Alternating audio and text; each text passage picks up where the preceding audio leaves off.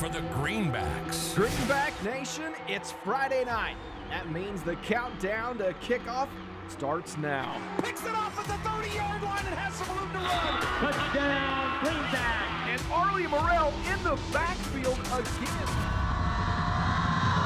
Greenback team led by senior Preston Poore coming off of a 1,000-yard season. 45 to the 40, the 35-30. Morrell still on his feet at the 25-yard line. And we've seen different versions of this offense throughout the past couple years. This year, expect some fireworks. Man wide open down the field. Caleb Strong at the 15-yard line. 10, 5, touchdown, Caleb Strong. I've said it before, Kelly, there's something special about Durger Field. Buckle up, folks. The countdown to kickoff here on Thunder Country starts now. And welcome to the Doug Ray Chevrolet pregame show. The 2025 season is here. I'm Cody Eastis alongside Kelly Simon on the call for you tonight. Logan McAllister behind the scenes on the stats. And Kelly, if you're anything like me and the rest of Greenback Nation, we've been waiting to say kickoff is only moments away. Oh, it's about time. That's all I can say. What a night we've got here for the Greenbacks to open up week one here live in Hoisington, Kansas. A tough matchup as always. The Greenbacks will open the season on the road against a perennial tough coach team from head coach Zach Baird of this Hoisington team. Kelly, it's just exciting to be this time of the year. And this Hoisington squad, one of the bigger rivals and longest standing history between two schools, Pratt and Hoisington. Give us the tail of the tape on these two teams. You betcha. You betcha. Great team to open with. A lot of history between the two teams. From way back in the day, we had a period of about 10 years where we didn't play and then have picked up the rivalry again the last 10 or 11 years. I got it down as the 51st meeting of these two teams. 51. This would be, we played 50 times that I found. This would be number 51. Pratt leads that series 30. You had it all in your head, and there it goes. 34-16. Does that add up to 50? Pratt on top, 34-16. Had to break a little bit in the mid-2000s where they did not play each other. The rivalry picked back up in the teens, and since then it's been pretty evenly matched. In fact, in Coach Holting's 7th year he enters in this 2025 season, 3-3 Coach Holting against this Zach Baird-led team of the Cardinals. So one of them going to get the upper hand tonight in that 7-year matchup between the two schools. Will it be Coach Baird or will it be Coach Holting? No. That's what we're going to find out tonight. Lot riding on the game tonight. Big starts for both teams here on their schedules. As you said, since we picked the rivalry back up 11 years ago, Hoisington has won 6 out of those 11 games. So they've actually won just a little more than half. Pratt won the game last year in Pratt, 24-3. Hoisington won the game the previous year in Pratt. We actually played in Pratt 2 years in a row because it was the 2-year cycle. So this is the first time we've been back to Hoisington in 3 years. Hoisington, I'm sure, is excited for this home opener here. Crowd starting to fill in here. Beautiful, beautiful night to kick off the beautiful season. evening here. 52 degrees. The showers have passed up north here. Not sure if it's still raining back down in Pratt, but all day you wondered, were we going to have to play in a little bit of rain? Not sure who that would have favored, whether it's the Greenbacks or the Cardinals, but something they're not going to have to worry about is the conditions here for week one of football could not be any more beautiful. Usually you're talking 90, 95, 100-degree weather in this week one matchup. Somehow the gods have blessed the Greenbacks with great weather here, and see if they can take advantage of it. Get back to these two teams a little bit. The Greenbacks last season finished 6-3 on the year, had that early exit in the first round of the playoffs against a tough Clay Center team. The Cardinals, on the other hand, they really got rolling in the back half of the season. They started off that season 1-4, dealt with some injuries to some key players, and then really got the ball rolling in week 5 and rattled off 5 straight wins to make a deep run into the playoffs before they would eventually get knocked out in the quarterfinals. Yeah, I tell you what, last year, Hoisington ended that season as a 6-5 team, and that's a down year for what Hoisington has expected the last several years under Coach Baird. In fact, they've had 2A state runner-ups in the past 5-6 years here. In fact, 2 years ago, they were the 2A runner-up. And like you said, last year they started the season out a little slow, had some injuries early, lost to several 3A teams to start that season. And then when they dropped back into their size of classification, rattled off a bunch of wins and finished the season really strong. So I'm sure they're ready to go tonight. And when you look at the two of these teams on paper, a little bit similar in the amount of players returning. The Cardinals returning 6 starters on each sides of the ball. Pratt, pretty similar, lost some big key senior players last year, but the athleticism that this Pratt team has, I expect to be a game changer in this type of ball game. With the Hoisington Coach Baird team, you can always expect tough, physical, fundamental football staples. For the tenure that he's been, there's a reason he's got 100 wins as early on in his career as he does, and you get the same type of Cardinal team every time you face them. And if you don't come ready to play, well, they're going to punch you in the mouth and make you pay for it. But I think the athleticism of the Greenbacks could be the difference maker on some big plays throughout tonight. But the beauty of it is we get to watch it all play out instead of make these predictions pregame. You bet. And you hit it on the head. I mean, Hoisington has hung their hat on a physical running game. Is what they've built their program around here in tough defense. Pratt working that direction, but we're expecting a little more on the air attack this year. And with the forecast the way it was, certainly had some question marks on how much passing we'd be able to do tonight. Where it's cleared off, I think that really favors Pratt, but still going to have to win the trenches. Yep, and that'll be the test, is the size difference up front. Some notable seniors on that offensive and defensive line departed from this Greenback team. Hudson Rector, Colin Strong. You had some big kids that have been multiple year starters that really anchored that offense and defense for the Coach Holting-led team. You look at this Cardinal lineup, and they've got some size up front on both sides of the ball, and that could be the difference maker on whether or not Pratt able to have some success on the ground and create an open pocket for senior quarterback Creston Poore to throw out of, or whether or not Hoisington mucks it up a little bit on the inside and makes it tough to produce some offense. That's right. I mean, I'm sure Hoisington's going to continue to try to ground and pound the ball, and that's going to be a big question mark in the games if they're able to sustain drives and keep the ball out of the hands of the Pratt offense that's going to try to hit quicker and harder and longer this year. All right, only a few minutes away from kickoff. 6 minutes showing on the clock. We'll take a break for the national anthem, and when we come back with the Doug Ray Chevrolet pregame show, get you all set for kickoff. You're listening to Greenback Football here on Thunder Country.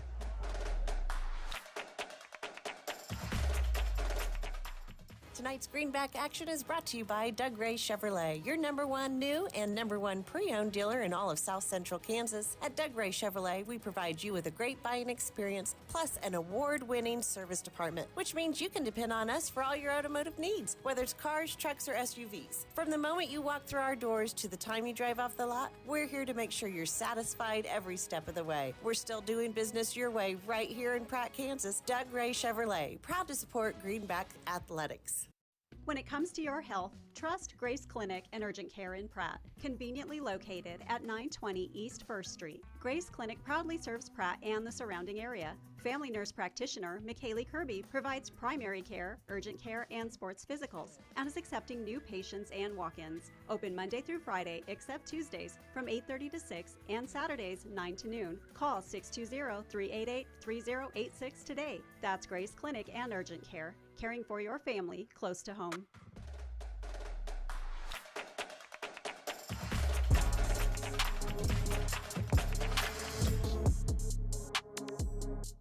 The quarterback counts on his O-line for protection in the pocket. In Pratt, you can count on me, Jamie Roach, your Farm Bureau agent, to protect your family's blind side no matter what life throws at you. We are here to handle all of your auto, home, life, and business insurance needs. Don't scramble around working with multiple insurance companies. Talk to me, Farm Bureau agent Jamie Roach, today. We can help protect what matters most. Farm Bureau Life Insurance Company, Farm Bureau Property and Casualty Insurance Company, Western Agricultural Insurance Company. Clear, comfortable vision is one of life's greatest blessings. At Maydew Tebow Optometry, Doctors Troy Maydew, Seth Tebow, and Andrew Peaster are committed to helping you maintain healthy eyes and clear vision. Prevention and early intervention are the keys to your eyes, providing that clear and comfortable vision your entire life. Regular comprehensive eye examinations are essential in identifying conditions that can damage your sight. Call us at Maydew Tebow Optometry for an appointment today, or visit us at maydewtebow.com.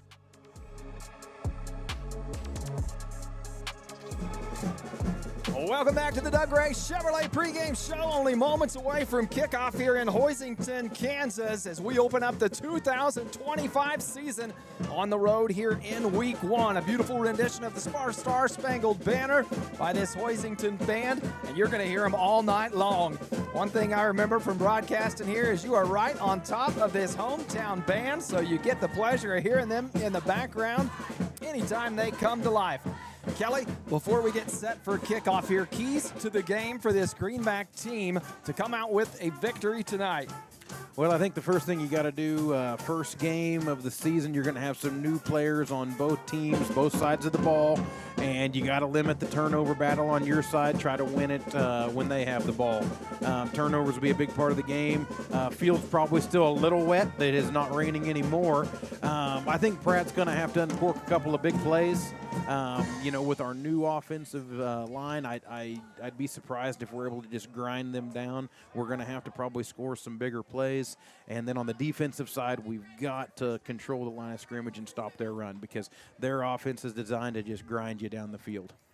And you talked about it. I talked about it in the pregame, the defensive, offensive line, the size difference that we expect to see tonight between these two teams. You look up and down that Hoisington line, some of those boys that are on the line, 240, 200, 279, 237. Those are big bodies, and that is what you can always expect from a Hoisington team here. They just seem to have those big type of boys, and tonight no difference. Captains coming out to center field for the lineups here. Hoisington with 3 captains. We get numbers on those. Number 9, Caleb Lamb, a captain for the Cardinals. Number 17, Carson Mason. And also number 8, Talon Morales. For the Greenbacks, Arlie Morrell and Creston Poor, the 2 permanent captains. Something Coach Holting talked about in the coaches show this week was going to rotate captains this season. Going to have 2 permanents and 2 that will rotate each week. Looks like Josiah Schmidt alongside Poor and Morrell, as well as Luke Gatlin. Gatlin going to need a big night from him at that middle linebacker position, anchoring down that Greenback defense to set the tone on the defensive side. On the offensive side, some of the names we just mentioned, Creston Poor, Arlie Morrell, they've been staples in this Greenback offense the last couple seasons. Creston Poor, 1,000-yard passer last season. Greenbacks haven't seen one of those since 2013. Just a decade. You know who it was? 2013. Any Greenback fans out there? You know what? We'll leave that open until maybe the end of the first quarter. Anybody who can comment on the YouTube stream with the answer of who that 2013 quarterback would have been that threw for over 1,000 yards for the Greenbacks, drop us a comment there. We'll reveal the answer at the quarter break. Looks like the Greenbacks have won the toss and have elected to defer. The Cardinals will receive. Greenbacks defending the west end zone. Captains, one last handshake before things get going. Always good sportsmanships between these two schools here. Expect it to be on display tonight, and you can see that Greenback sideline getting amped up, knowing the ball is about to be in the air. Well, these two teams, they're like everybody else. They've had summer weights, summer camps, a month of practice here approximately.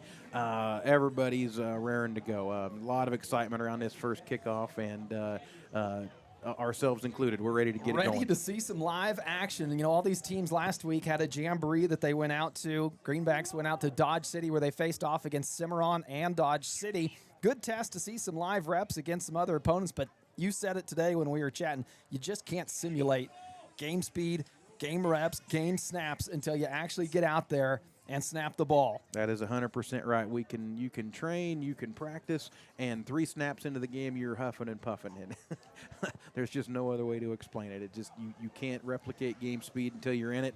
And tonight with the temperature, conditioning may not be as big a factor. It'll still be a factor, but not like you normally see on a 90-degree plus first game of the season, where about halftime people are starting to get the cramps, and the running backs and the people who carry the ball a little more wearing down. So hopefully tonight with the great weather we got, we don't have as much of that as we normally would. It'll be Tebow set to kick off for the Greenbacks. Again, going right to left on your radio dial. The Greenbacks in their road white uniforms, white tops, white bottoms, green helmets, and back deep for the Cardinals. Catch a number there, number 17, Carson Mason. You'll hear his name number 8 a lot, and alongside the other captain, Talon Morales. Final whistle. We are set to play some Greenback football here. Kick off and away, and a nice kick by Tebow.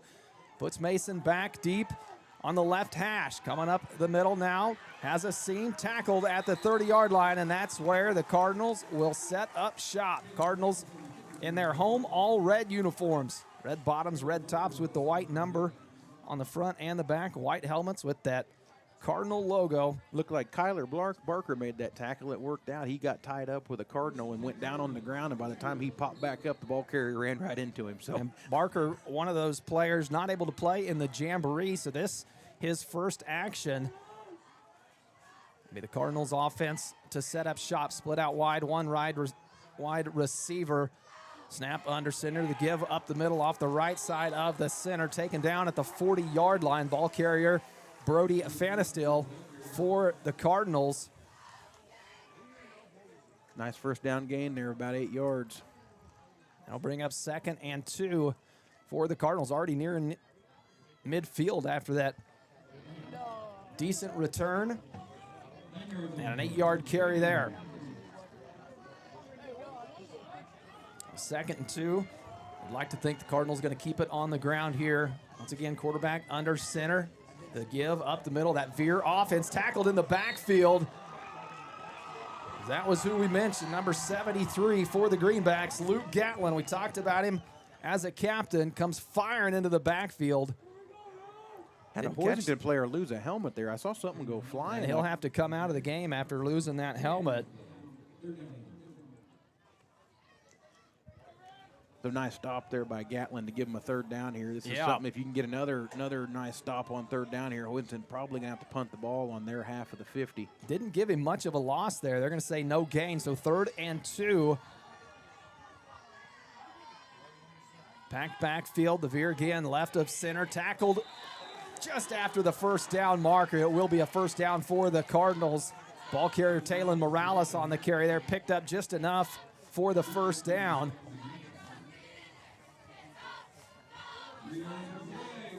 Not much variety out of the Hoisington offense so far, just 3 kind of dives right off tackle. Boy, and that's what you expect out of a Hoisington offense. They don't put the ball in the air a lot, and senior quarterback Mason Martin, new in that quarterback position as he was their leading wide receiver last year, steps into the quarterback role this time. An empty backfield, Martin in the shotgun, quad split out on the far side. Greenbacks looks like they're set up to defend it. Martin going to come near side all by himself, no blockers. Greenbacks able to take him out of bounds, but not before Martin can pick up the first down across the 44-yard line into Greenback territory for the first time tonight. Well, that's a different formation than I think I've seen out of Hoisington in the past. 4 wide to the left, hike it, run to the right. Probably Zach Baird, again, with a long history with Pratt, probably throwing some wrinkles in that playbook with things he's seen in the past. And it's just natural when you overload the offense like that, the defense has to commit to it. So you've got the defense overloaded to that side too, and you're hoping to take advantage of the speed of Martin. Able to do so that time and pick up the first down. So it'll be 1st and 10, 10:03 to go here in the opening quarter.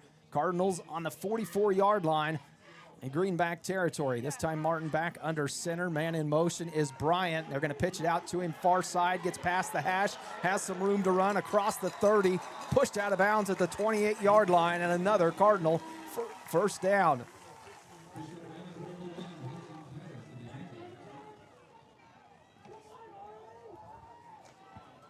Nice option there by the Cardinals. They run that in motion and get their running back a little steam to go around the end, and a nice block on the end to seal our edge. And that's some speed that the Cardinals showed off there. Bryant, that was one of the players Coach Holting mentioned they're going to have to keep an eye on and could do some damage to this Greenback defense, showing off his speed on that last play. Another packed backfield for the Cardinals. Martin under center. The give up the middle to Bryant. Goes left side, gets inside the 20, near the first down marker. Looks like they're going to spot him just shy of it, but it'll bring up an advantageous 2nd and 1. This Cardinal team putting together a good drive here on their opening possession. 9:38 to play here in the first quarter. Ball spotted right on the 20-yard line, far hash, near the Greenback sideline. A lot of good gains for Hoisington on first down. Gives you a lot of options as the 2nd and 3rd down come up when you got short yardage for the line to gain. Again, Martin under center, man in motion, the veer, right side off center, lowers his shoulder. And And that time, Taylon Morales, the ball carrier. Some good hard running there out of Picked Morales. up plenty for the first down, gets inside the 15-yard line. Hoisington at the moment doing what they do, which is controlling the line of scrimmage, hammering the ball downhill hard. Pratt has kept them from breaking the big play, but they are chunking out yardage on us. And that's that mismatch of that size advantage that the Hoisington Cardinals have on the front line. You can see number 62, center for this Cardinal team, Leighton Hoffman. He's been a starter for the last couple years. 279. Stands at 6'2", 279. Martin under center, the give. Up the middle, nowhere to go. Morales on the carry, tried to bounce it out to the left, but tackled quickly that time by Gavin Roop. Greenback's fortunate there. He had a bigger gap to the left. He ran kind of into the pile. If he'd have went left a couple of steps, we'd have had a big problem there. So that will bring up 2nd and 8. 8:27 to play here in the opening quarter. Some substitutions. Coach Baird in this Cardinal offense. They're trying to put some points on the board in this opening drive. A little longer time taken to call this play. Now they break the huddle, split Carson Mason out wide. The lone wide receiver picked up by Titus. Bryant in motion and whistles before the snap. Going to blow that one dead. Boy, I tell you what, you could just see it there. There was some confusion on Hoisington's side, and they didn't get in their stances, and we got a false start out of it. That's the kind of play that kills the drive here. We'll see if Pratt can capitalize on the 5-yard penalty. Going to make it 2nd down and 13 from the Greenback 13-yard line. Past the 15, call it the 15, the 16-yard line on the other side of the 15 there. 7:55, clock starts on the ready for play whistle after that penalty, and the Cardinals come out of the huddle. 2nd and 13. Once again, man split out wide is Carson Mason. Martin under center, going to drop back. The screen pass in the backfield, caught by Morales. Has some room on the right side before he's finally forced out of bounds by Gatlin. Going to spot it at the 11-yard line. Picks up about 5 on the play, and will bring up 3rd and 7 for the Cardinals here. 7:35 to play. Well, that penalty's playing a big part of this drive right here. I mean, without that, we're short yardage, 3rd down. Greenback's in a good position to get a stop here, 3rd and 7. 7:35 left in the first quarter. Again, Martin going to come out, split on the near side along with Holland. First time we've seen twins. Don't take advantage of it. A give right up the middle and stuffed by the Greenback front 4. Looked like Kyler Barker in on that stop, and a big stop for the Greenbacks. Going to bring up 4th and 7. No gain on that play for the Cardinals, and now a decision to make for Coach Baird. It's almost as if Barker was on the D-line there. Was he? He got there quick. If he didn't start there, he found his way there pretty quick. 7:10 to play, clock running, and going to line up for a field goal. So I'm kicking in warm-ups, and it will be Taylon Morales from the right hash. Going to get it on the 22 and make it a 32-yard field goal attempt. Snap's good, hold, and a low kick, no good, and the Greenback defense holds. No points on the board for the Cardinals after a drive that looked like may turn into some points. The Greenback defense bends, but it does not break, and they'll take over possession at the 11-yard line. That was a nice stop by the Pratt defense there, aided by that penalty. If you keep them out of the end zone there, momentum to Pratt here. See if we can put together a drive and get the first points on the board. So the Greenback offense, for the first time in this 2025 season, breaks the huddle. And there's some fireworks packed inside that huddle for this Greenback offense. Arlie Morrell, the Colorado State commit. Cade Liggett, the sophomore, did not play last season due to a preseason injury, but he's one that Coach Holting has been waiting to see on a varsity football field. A lot of success on the track. And then you've got the senior quarterback in Creston Poor, who's been directing this offense for the last couple years. And there's just something about once you become a senior, you start seeing the ball game a little bit differently. The level in your confidence rises, and you just feel like you're in much more command of everything out there.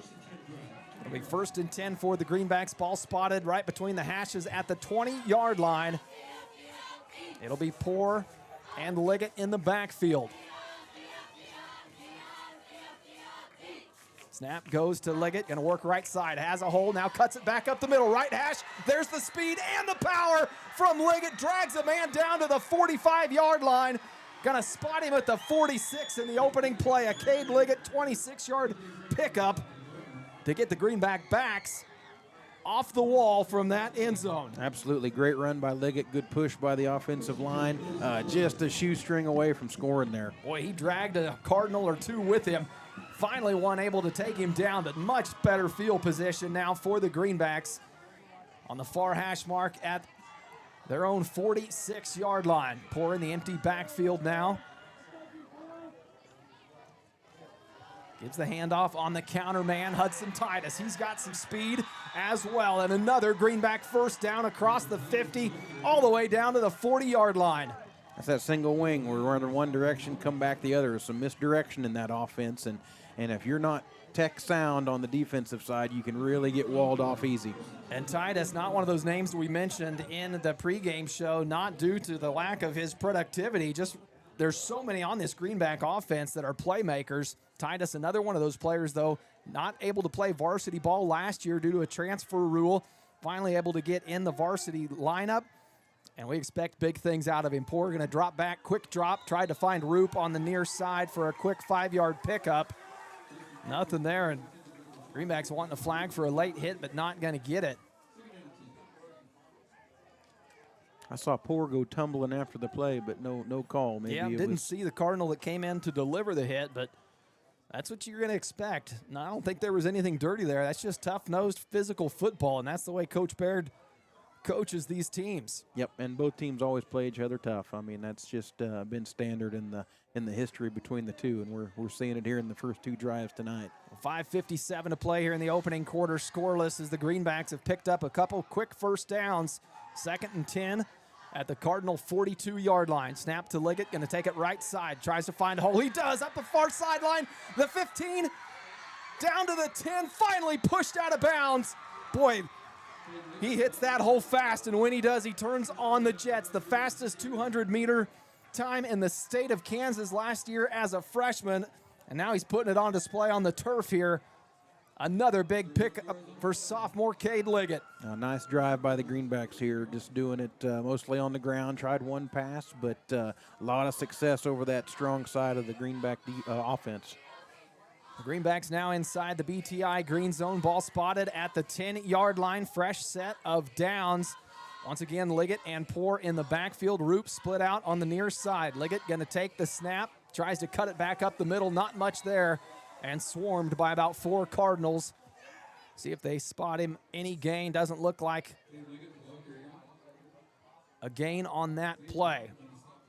That'll bring 2nd and 10 to the Greenbacks.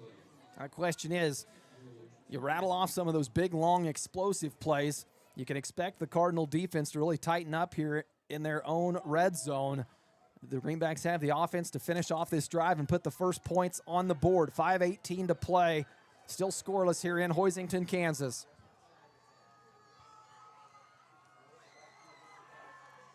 Liggett stands to the left of Poor in the backfield. Morrell on the right hash. Liggett going to take the snap, follows Poor to the right side, cuts it up the middle, down near the 5-yard line.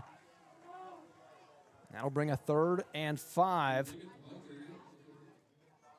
with goal to go for the Greenbacks. No opportunity to pick up a first down.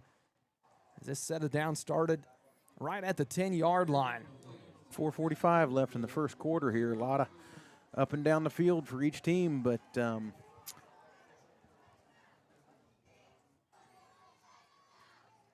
see what type of play the Greenbacks draw up here. 3rd and 5. Once again, Roop coming split out in the slot position. Poor and Liggett in the backfield. Caleb Strong in motion, and a whistle going to stop that one dead. When we saw the Cardinals back themselves up when they were knocking on the door, the Greenbacks going to do the same, and it is a false start on the Greenbacks, so it'll back them up 5 and make it a 3rd and 10. Got to get to the goal line. Very reminiscent of the last Pratt drive. Or the last Cardinal drive, yeah. Got down inside Greenback territory, then a penalty set them back a bit, and they never able to capitalize it. Morrell going to come out on the near side towards the numbers. They're going to double team him with Roop on the far side. Tough matchup. Poor empty backfield. Drops back near side and gets it to Cade Liggett. And Cardinals saying the ball was on the turf. Liggett comes up with it, but no gain. Maybe a bit of a loss there. Question will be here, do the Greenbacks have a field goal kicker? It'll be Tebow. That we would try from, what would that be, Cody? Spotted on the 10, snap it to the 17. It'll be a 27-yard field goal. We'll see what Coach Holting elects to do with 3:30 to play. Here in this fourth quarter, it'll be 4th and 11, say 10.5. Pratt for the offense Greenbacks. is on the field. Offense going to come out. Once again, Poor and Liggett in the backfield. Nobody split out wide. Snap goes to Liggett, going right now. He's going to look to pass. Has a man across the middle of the end zone. Arlie Morrell, touchdown Greenbacks. And they take the first lead of the ball game. You knew at some point you were going to have to find your Division I commit out there on the field, and the Greenbacks do it on a 4th and goal situation. Morrell with 4 touchdowns on the season last year picks up his first here with 3:07 to play. That was a great rollout and throw by Liggett. Had enough time to get the throw off, and Greenbacks draw first blood. It'll be Tebow to come on for the extra point to try to make it a 7-0 ball game. Snap good. Poor going to get up and roll out. Sees the corner, going to try to race for it. Can he get there in time? Stretches for the end zone.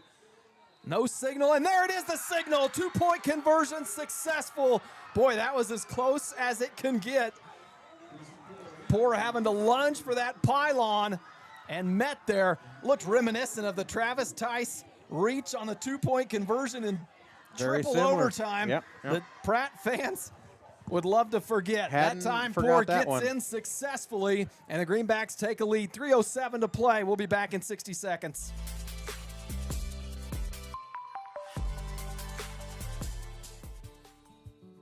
This is Terry from Gatlin Meckler's Pharmacy. On display in our pharmacy is a nice assortment of over-the-counter items and a wide array of medical supplies, which includes knee scooters, walkers, canes, and bathroom items. We bill Medicare for respiratory supplies and immunizations. Our preferred pricing on prescriptions will get you through the door, and our customer service will get you to come back. Be sure to stop in today and see us on Country Club Road in Pratt. Uh-oh, that's a sound no one wants to hear. Pratt Glass has been helping homes and business owners with everything glass for over 80 years. Whether your business suffered a break-in over the weekend or you're needing to replace old leaky windows, and they also offer automotive glass repairs, automotive details, screens, dragging door adjustments, residential window replacement, storefronts, and 24-hour commercial residency service. Pratt Glass, 210 South Jackson in Pratt, 620-672-6463, or see prattglass.com.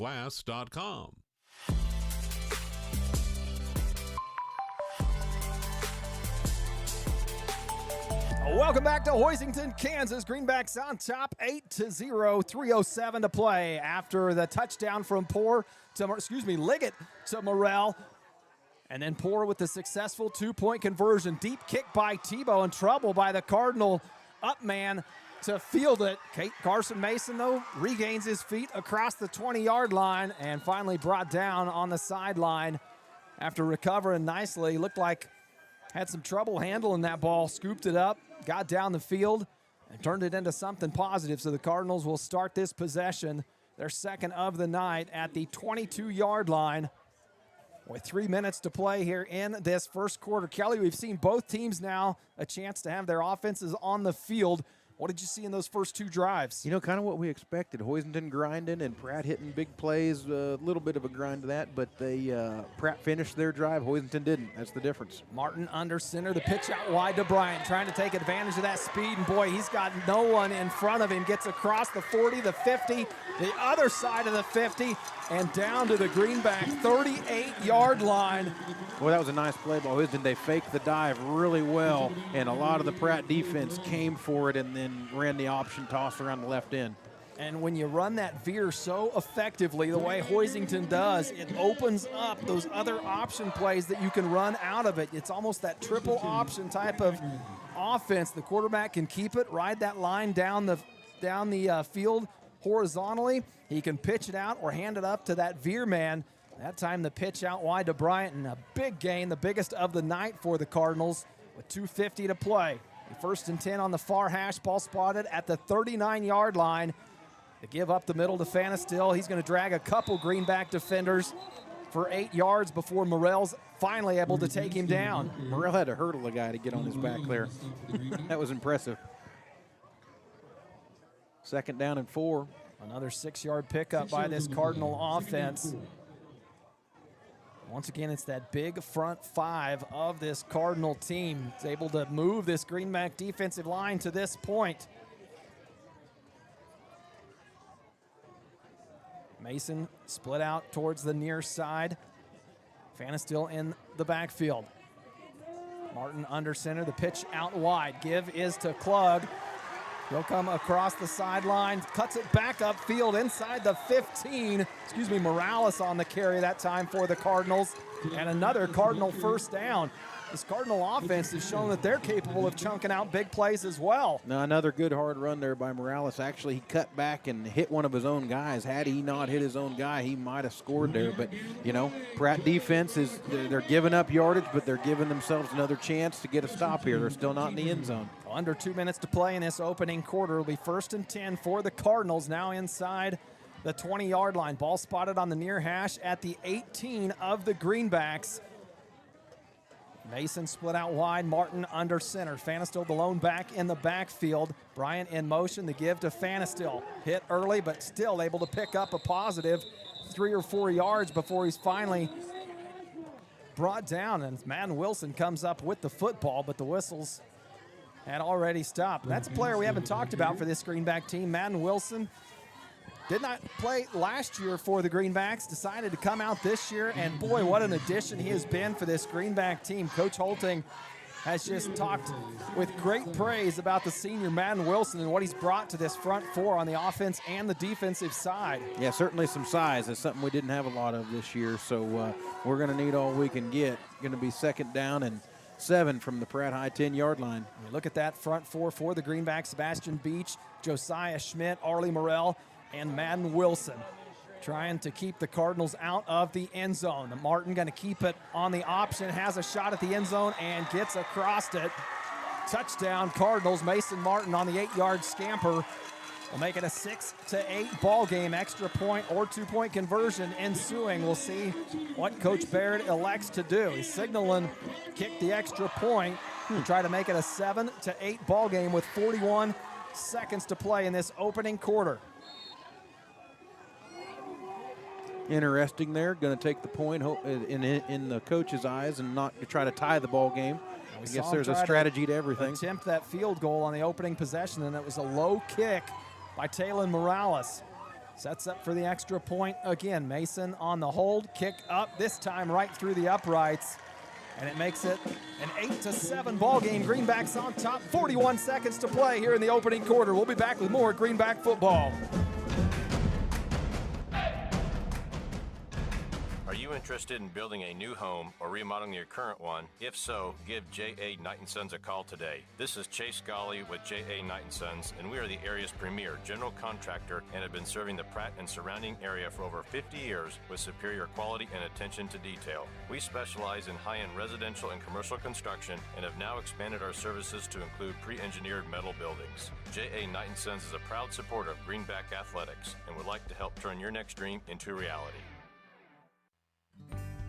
Mead Lumber in Pratt is looking better than ever. Stop by and see our brand new renovations with the same friendly faces you know and trust. Whether you're tackling a big project or just need supplies for the weekend, Mead Lumber has you covered with quality products and expert service. We're proud to be a part of this community and even more proud to support the hardworking athletes of Pratt High School.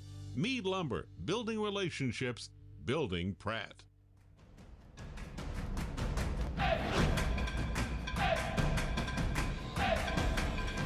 Welcome back to Hoisington, Kansas. Greenbacks on top 8-7, but this Cardinal team showing that they've got some fireworks as well. A nice drive in that last possession. Drove it the length of the field, punched it in, and the extra point to make it a 1-point ball game. 41 seconds to play in this opening quarter. Both teams so far, Kel, have showed they got some fireworks. They do. I tell you what, both teams running a very smooth offense, yardage on almost every play. A lot of times early in the season, you'll see those offenses sputter. They're not sharp. Their timing's not as good. But Hoisington's has been very good. Pratt's first drive was very good. So I think we're going to see some scoring tonight. You know, that's one of these deals where you gotta keep scoring with the other team. So we'll see if Pratt can put together another drive here. Morales set to kick off, sends it deep down the right side. It'll be Caleb Strong underneath it. Going to field it at the 20. Cuts back near the 22 and finally brought down at midfield after only about a 4-yard return for the junior in Caleb Strong. Greenbacks will have 35 seconds to work with remaining in this opening quarter, but that Cardinal team fired up after answering the Greenback touchdown with 41 seconds left in the first quarter. Now it's the Greenbacks' time, coming out for the second time tonight. This offense on the field. Roop splitting out wide on the far side, and for the first time, Liggett going to come split out near side on the numbers. It'll be Poor in the backfield by himself. Liggett in motion. And the pitch to Liggett from Poor. Tries to find some space on the right side, but brought down after a 1-yard pickup. Nice. Taylon Morales on the tackle for the Cardinals. Nice contain there by Morales. So, I mean, obviously Liggett's got to step on everybody on this field and held the outside contain there very well. Going to be second down and 8 from the Pratt High 22. Greenbacks may not get a playoff here. Looks like clock winding down under 5 seconds now. See if they do get a snap, and they will run remaining play. It'll be Liggett coming near side, takes on. Nice pop there. The contact, and like you said, Kellen, nice hit. That was Coulter Hahn, a 6-foot, 160-pound junior for the Cardinals. And a flag on the play. Clock showing 0. I tell you what, nice gain there by Liggett, but he paid a little price at the end of that run. That was a nice hit by the Cardinal safety coming up there. And second penalty of the night on Pratt. On the Greenbacks, going to back him up, and that will end the first quarter. Greenbacks, when we come back for the second quarter, it'll be second and see where they finish that spot. Second and 20 for the Greenbacks. Ball spotted on the 9-yard line. And the final whistle there ends the first quarter of play. Greenbacks on top 8-7, but we've got an exciting 3 quarters coming your way. Don't go anywhere. More Greenback football when we come back.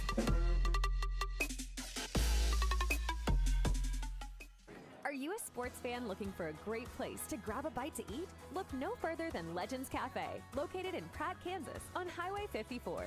Legends is open 6 days a week and serves up mouth-watering burgers, fresh salads, hearty sandwiches, and much more. And don't forget about their daily specials. Legends is proud to support Greenback sports and all the local teams. So whether you're celebrating a big win or just need to refuel after the game, Legends has you covered. Come on down to Legends, and we'll take care of the rest. At Timish Electric, we light up your world with reliable and efficient electrical services. Our team of skilled and certified electricians is dedicated to providing top-notch service for all your electrical needs. From residential, commercial, or industrial needs, we ensure your electrical systems are safe, reliable, and up to code. Contact us today at 620-672-9334 to schedule a consultation. Timish Electric, proudly serving Pratt and the surrounding areas' electrical needs for over 25 years. Welcome back to Greenback football here on Thunder Country. Once again, I'm Cody Eastis alongside Kelly Simon, and we got ourselves a ball game here in Hoisington, Kansas. 1 quarter complete, and it's the Greenbacks that lead at 8-7. Greenbacks able to get in the end zone from a Liggett to Morrell, touchdown to strike first, and the Cardinals come back and answered quickly. Morales a touchdown of his own. Greenbacks second and 20 after a penalty ended the first quarter. Liggett trying to set up the screen to Morrell on the backside, but picked up nicely by the Cardinal defense. C.J. Bryant sniffed it out early, and the Greenbacks lucky for that ball not jumped on by Bryant and walked in for a touchdown. Yeah, any of those lateral passes like that, if the defense reads it well, you are in danger of them taking it back the other way, and just got into Morrell's hands. Nice tackle by the Cardinal defender. Going to bring up a long third and, oh, what is that, Cody? 25 yards? I'd call it 3rd and 25. They're showing 3rd and 18 on the board, but it looks longer than that. Greenbacks not a favorable position here. Leggett and Poor in the backfield. Lone man split out wide is Landon DeMuth on the near side. DeMuth running the numbers. Poor tucks it now, throws it. Poor jump ball. DeMuth goes for it, and a flag on the play. And boy, from up here, 80% of the time I'd say it goes against the defense, but DeMuth may have pushed off to come back for that ball. Yeah, that was, you could see right away the Cardinal defender got up showing a push off and as the flag was coming out. So darn it, that would have been a big conversion there for us, but they're having a little conference here. We'll see. See how they rule it. Poor under pressure, had to throw it off his back foot. A little underthrown, and DeMuth having to come back for it. May have created some separation. And they're going to say pass interference on the offense, so it'll go against the Greenbacks. It'll be half the distance to the goal. You know, when that ball came up, it came up real high. He was under some pressure back there, and my first fear was it was going to be intercepted. But the Cardinal defender didn't get his head around in time and made a nice play there by was it? DeMuth was the receiver for the Greenbacks. Okay. And now the Greenbacks looking at a long 3rd down, 3rd and too many to guess, inside their own 5-yard line. Ball spotted on, call it the 4. Splits to both sides. On the near side, Landon DeMuth once again. Got Morrell in single on the coverage. far side, Morrell. And a timeout taken. Coach Holting not happy with the way that offensive formation was set up. Wants to talk about it. A costly timeout to use early here in the 2nd quarter. We'll take one with him. Be back in 60 seconds.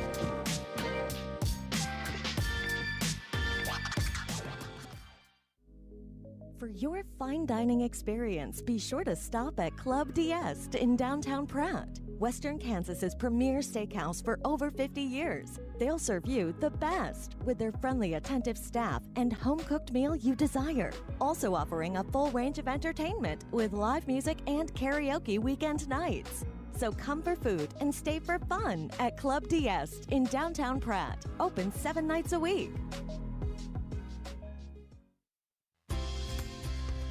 This is Chris with Car Auction Real Estate. We've been proudly moving assets since 1965, with locations in Pratt and Larned servicing the surrounding counties. Jamie here with Car Auction and Real Estate. While our marketing strategies clearly stand out, we stand strong on our principles of integrity, transparency, and reputation in our industry. Whether it be buying, selling, auction, or appraisal needs, look us up online at carauction.com. Good luck and go Greenbacks.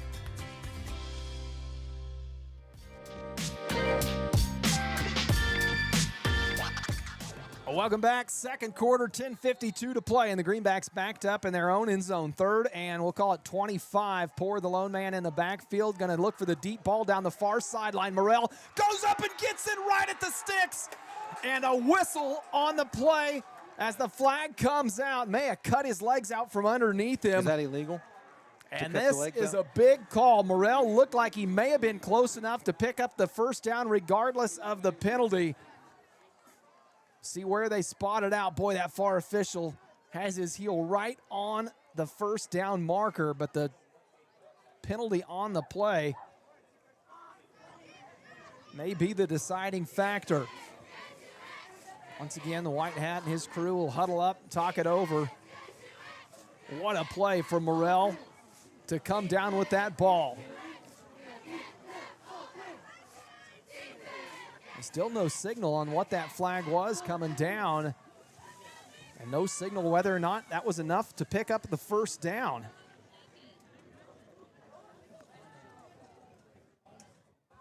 Here comes the call. Tell one of those guys that's standing in front of the camera on the scoreboard.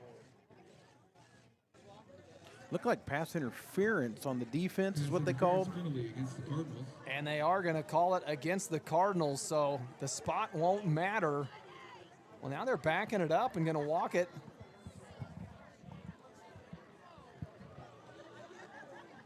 So they're going to... Will it be a 1st down? They're going to step that off from the line of scrimmage, so not a spot foul. But it should be an automatic 1st down for the Greenbacks. Still 3rd down so on the marker. Replay the down. Or were they saying he did not catch that ball maybe? May not have came down inbounds with it. or didn't catch it. That makes sense now. Saying that the ball was not caught. So 3rd and 13, much more manageable. Greenbacks do get a new down. Like you said, much more manageable. Poor rolls after the fake, looking for a man, has Morel across the middle of the field, catches it at the 28, maybe just shy of the first down sticks. Looks like needed to get to the 31. He's going to be about 4 yards short here. Now Coach Holting faced with his first 4th down decision here. Looks like new personnel coming in. That's with the game going the way it is, I like this call to punt the ball here. With the ability that the Cardinals have been able to move the ball, giving them a short field. Yeah, I don't like giving them the ball in our territory if we didn't happen to convert this here. So Morel will be back deep to punt for the Greenbacks. The Cardinals now finally send back Carson Mason to field the punt. Snap and catch good by Morel. Gets it off, takes one bounce just on the other side of the 50 and bounces in favor of the Greenbacks down to the 38-yard line. 9:53 to play. Score remains 8-7, and the Cardinals set up shop at their own 39-yard line after the Greenbacks not able to put a first down together on that last drive. That last drive a little bit marred by penalties and never able to get in a rhythm. Really had a tough set of chains to pick up that first down. Greenbacks looking at a 3rd and near 30 at one point. Yeah, had some success moving the ball, but when you set yourself back behind the chains, makes it hard to get a first down there. And look, just a little bit of poor luck that we went down with that ball before he could run with it, or we'd have picked up the first down. 9:53 to play here in this second quarter.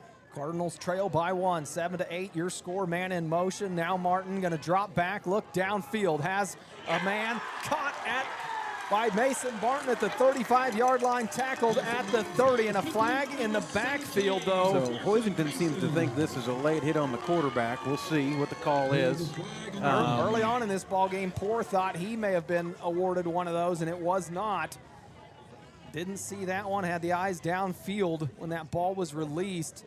If the play stands, it'll be a Cardinal first down inside the 30-yard line, and now the signal is a block in the back by the Cardinals, so the big play wiped off the board after the penalty. Coach Baird wants to come out and get an explanation for that one. Boy, a nice ball thrown by Mason Martin. The pickup was from Carson Mason, but they're going to walk it back. That's quite a bit different than a roughing the passer penalty that Hoisington thought they were getting. Their players were pretty excited because the quarterback got tackled kind of after the throw there, but penalty against Hoisington is going to negate, what was that, a 30-yard pass? Yeah, the initial reaction from the Hoisington sideline here was that it was in their favor. It goes the Greenbacks' way. It'll bring up 1st and 20. It'll be a replay of down after they walk off the penalty. 9:47 to play, and the Cardinals backed up after that penalty inside their own 30-yard line. Pratt still leads this one 8-7. Carson Mason splitting out to the near side. On the far side goes Corbin Holland. Martin under center. Bryant comes in motion. Martin going to drop back again. Pressure from Morel. Sets up the screen to Morales. Doesn't have much room to run before a big hit delivered by Cade Liggett. Only about a 4-yard pickup there. Looked like they may have had that screen set up the way they wanted it, but Liggett comes in and delivers the hit. That was a good open field tackle by Liggett there. He had a lot of green after Liggett there, and so he made a nice open field tackle to limit the gain there. 2nd and 15 will be the down and distance for the Cardinals. 9:15 to play in this second quarter. Greenbacks lead at 8-7. Packed offense here for the Cardinals. Bryant, the lone man in the backfield. Martin under center. The give up the middle. And only a pickup of, call it 4 yards, will bring up 3rd and 11. Mason Martin, the keeper that time. I think that was a broken play a little bit. I think he was trying to go a direction and his handoff wasn't where he wanted it, so he tucked and got what yardage he could out of that deal.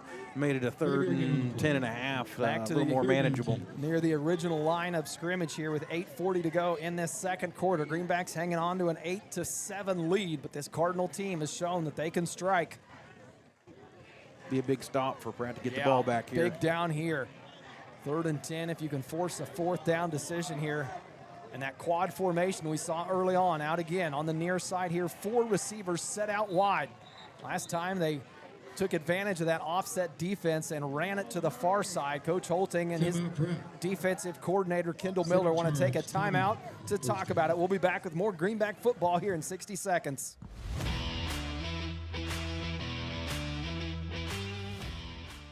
It's a fact. A custom cow mineral does not have to cost more. Actually, it might be just what you need to improve your cow herd. The friendly and helpful professionals at Extra Factors in Pratt are available to sit down and discuss your operations needs and goals. From custom protein supplements and liquid protein to bulk commodities and possible mineral formulation. Find it all at Extra Factors. Call 620-672-5616 and speak with Levi Macbeth for all your nutritional needs. Extra Factors. We put the extra into cattle nutrition. Welcome to Humble Pie, where every day starts with the freshest ingredients. Our secret here is a perfectly blended pizza sauce. That's the heart of every pizza. From farm to table, our pizzas are topped with the freshest veggies, along with our commitment to quality means fresh dough made daily for that perfect crust. And you won't want to miss out on the daily specials at Humble Pie. Order your next pizza online at humblepiepratt.com. Serving you in both Pratt and Larned. Humble Pie, the taste speaks for itself.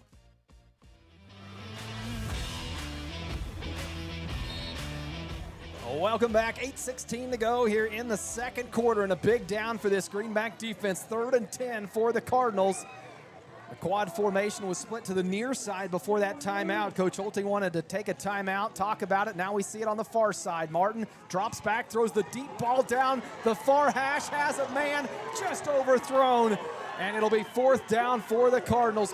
Carson Mason, the intended receiver, and the deep ball by Martin just thrown past his outstretched hands. Coach Baird not happy with that. There was some bumping going on as that ball was coming down right before it got there, and no flag on the play, but he sure letting them know he thought there should have been one. Looked like a well-defended ball from our point here in the booth. 8:09 to play, and the Cardinals now likely in a punt situation. 4th and 10. And Caleb Strong back along with, can't get the other number, Code. Wait for him to turn here, number 13. That's senior Cameron Cox. And another timeout with 8:09 to play, this time coming from Coach Baird. Wants to make sure he's got the right decision before they look like a punting situation. And still in your own territory, ball spotted at the 39-yard line. The Greenbacks were faced with similar down and distance and field position. Coach Holting elected to punt. I got to think Coach Baird, with the same mindset, knows that punting is the smart play here. Yeah, I think we'll see the punt come off. I think he's more giving his team a talking to about covering this punt and not giving up a big play to Pratt here to keep this game 1 point. Would be my guess is what the conversation is. Boy, these offenses, though, that we've seen. Explosive. Boy, they're from explosive. Both ends. They can strike. Ooh. Good See it from the execution. Greenbacks and the Cardinals. We knew the Greenbacks had some dynamic players. It was the Cardinal offense that we just don't see as much, don't know enough about, but they've shown they've got some speed and big play capability coming out of that timeout. The punt formation is what the Cardinals will show. It'll be Taylon Morales back deep to punt. Once again, Caleb Strong and Cameron Cox back deep to return. A good punt by Morales, spiraling, takes a Cardinal bounce. Will it be tracked down? They're going to be able to get hands on this inside the Greenback 10-yard line and down it at the 5. Kick. A great punt under 8 minutes to go. 7:57 here in the second quarter, and the Greenbacks will take over possession, hanging on to a 1-point lead here in the Week 1 opener. You know, that first quarter went by with a flash. It did. With all the running of the football, and this one here is really taking some time. Well, you've seen the ball aired out a little bit more in this second quarter. So with 7:57 to play, it'll be the Greenback offense coming back out on the field. If you're just tuning in, I'm Cody Eastis alongside Kelly Simon. Whether you're listening on the Thunder Country 98.3 app or on the radio dial, we also have this game live streaming on Eastis Media YouTube channel. The multiple ways to watch it. Snap to Liggett, trying to find a hole. Goes across the left side for a gain of only 1. We'll bring up 2nd and 9. Well, Liggett there got bottled up before he got started. I think Hoisington learned a little bit from those first several runs he ripped off that he gets from 0 to full speed in a hurry, and they're keeping the edge a little tighter here. But with that kind of speed, it just takes one little crack and off we'll go.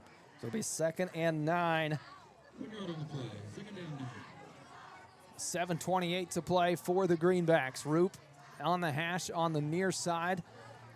Morrell set up at tight end on the far side. Barker in motion. Poor going to take the snap. Snap to Liggett. Tries to lower his shoulder, still on his feet. After a gain of about 5, will bring up 3rd and 5. Good second effort there by Liggett. He got hit and pushed forward a couple extra yards. Reminded me a little bit of Tay Wilson last year. He was always picking up extra yardage after contact. Big 3rd and 5 here from Pratt from their own. They on their 10-yard line, Cody, 12?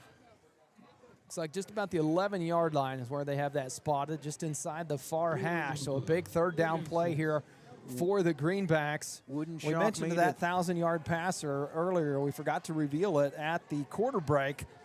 Brandon Ruckel was that 1,000-yard passer that we talked about back in 2013. So Renegade Steelers, you're the winner for that one. We saw you comment on there. Appreciate it. Snap to Liggett, trying to come near side. Has a hole, lowers his shoulder. It'll be close depending on the spot. Able to move that pile maybe just enough. Another good second effort by Liggett there. He was hit before the first down marker, and he drove forward. I think he's going to be just short of that first down by about a yard, half a yard. When 4 yards on the play.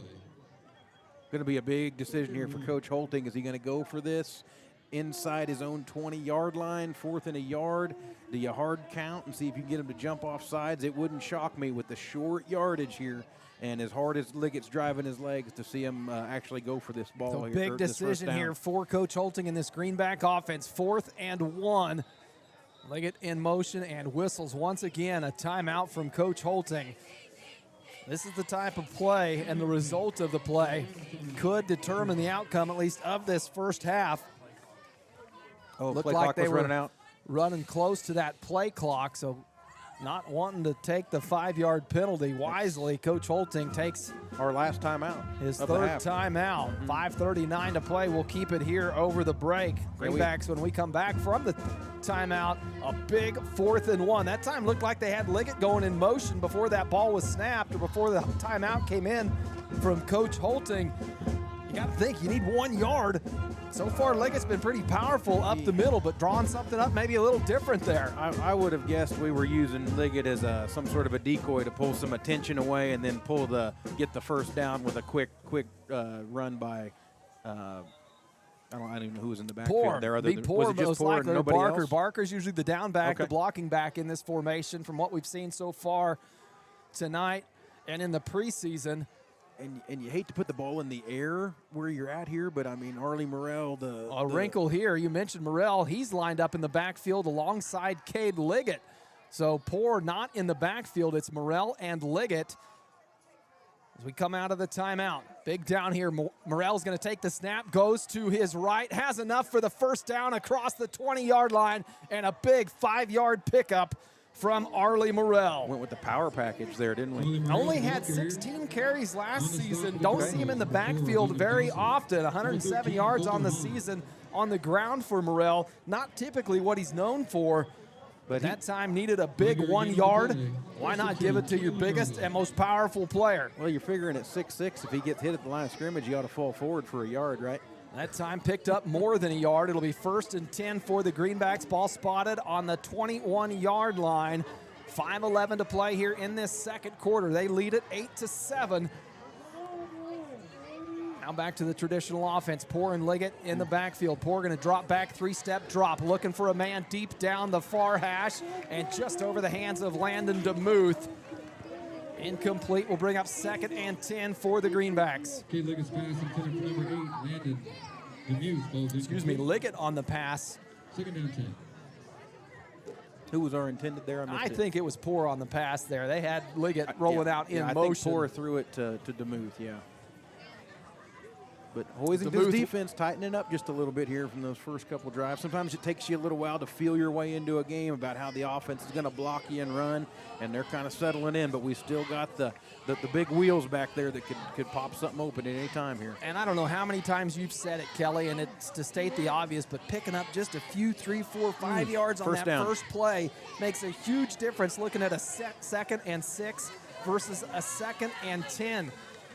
That time the Greenbacks try to go left side for not much gain. Once again, that Cardinal defense Yeah, that's the struggle with throwing the ball on first down. If you throw the ball on first down, it's incomplete. You get no yardage, and then you get short yardage on second down. Now we're faced with that 3rd and 8 that no coach likes. That's a play where if you're going to run it, you better get some good yardage to get that first down, or you got to put the ball in the air, which I think we're going to see here. And that linebacking core for the Cardinals, it's Logan Kossel alongside Brody Corbett doing a good job in the middle of the field for the Cardinal defense. Liggett this time going to roll to his right, looks for Morrell, nearly intercepted.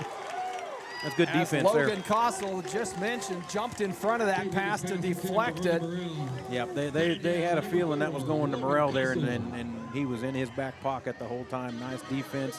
Going to see a punt out of the Pratt High offense here, I'm sure, at 4th down and 8 from their own 25-yard line. 4:13 to play here in the second quarter, and as it stands now, it looks like the Cardinal offense will have a chance to get the ball back before this half ends. Morrell set up deep to punt.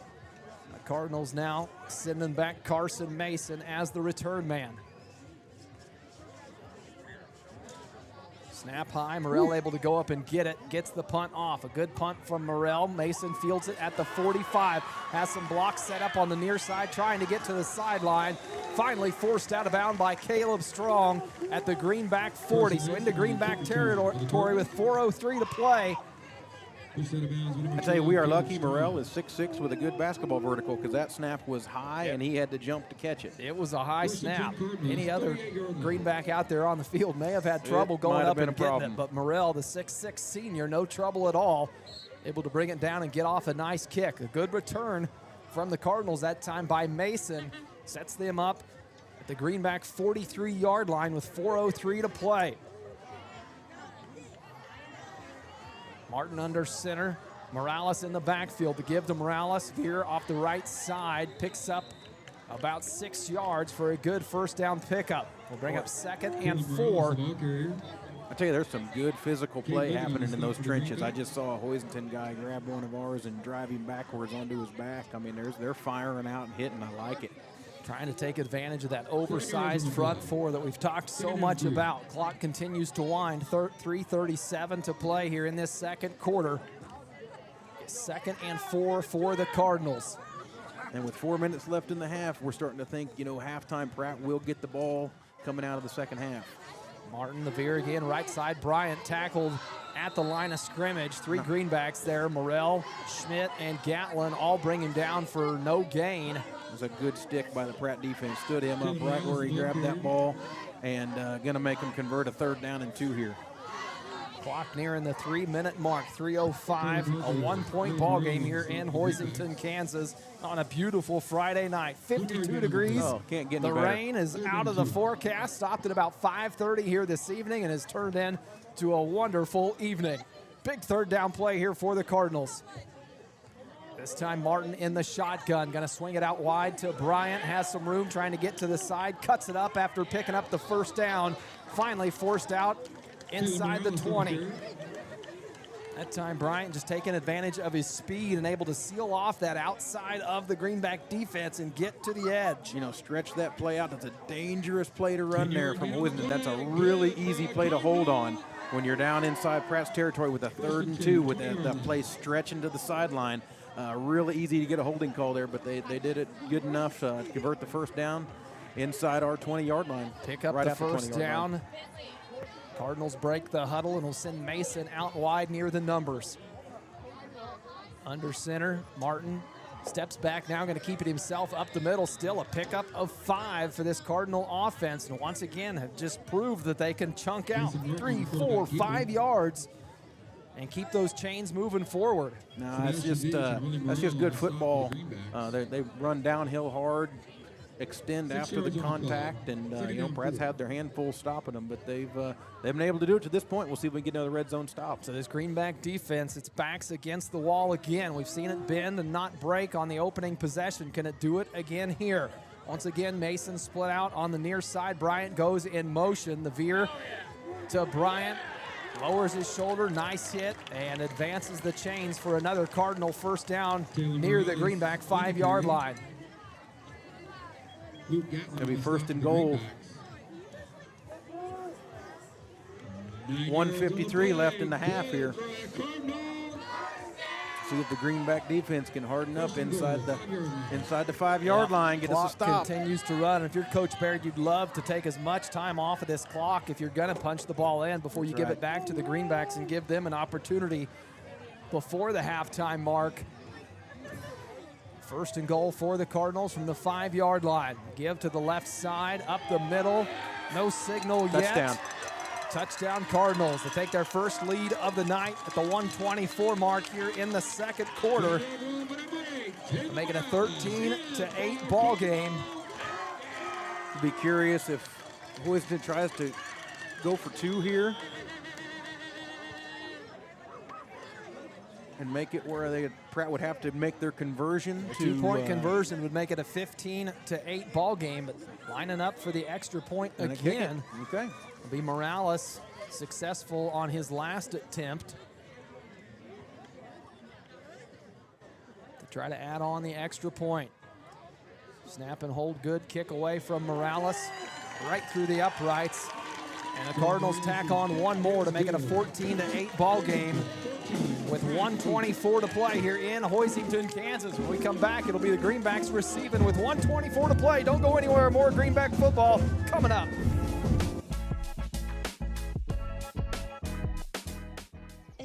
Into your ultimate outdoor getaway with the help of Uni Landscapes, your local full-service landscape design and construction company specializing in landscapes, hardscapes, patios, sprinkler systems, water features, and snow removal services. They create your dream space by incorporating design elements unique to you and your family. Uni Landscapes serves Pratt and the surrounding area and is open Monday through Friday. Call 620-672-3301 to transform your outdoor space today. Visit Pratt and the City of Pratt are proud supporters of all of our local athletes. Whether your favorite athlete is in a Greenback uniform or playing Pratt Rec games, we know you love local sports. From live music to seasonal events, there's always something happening right here in Pratt. Coming to Pratt this September is the annual Oktoberfest, the Beatles tribute band Liverpool Legends, and the C-Spot Run 5K. Stay connected and find out what's coming up next by following Visit Pratt on Facebook or Instagram. Let's go, Greenbacks!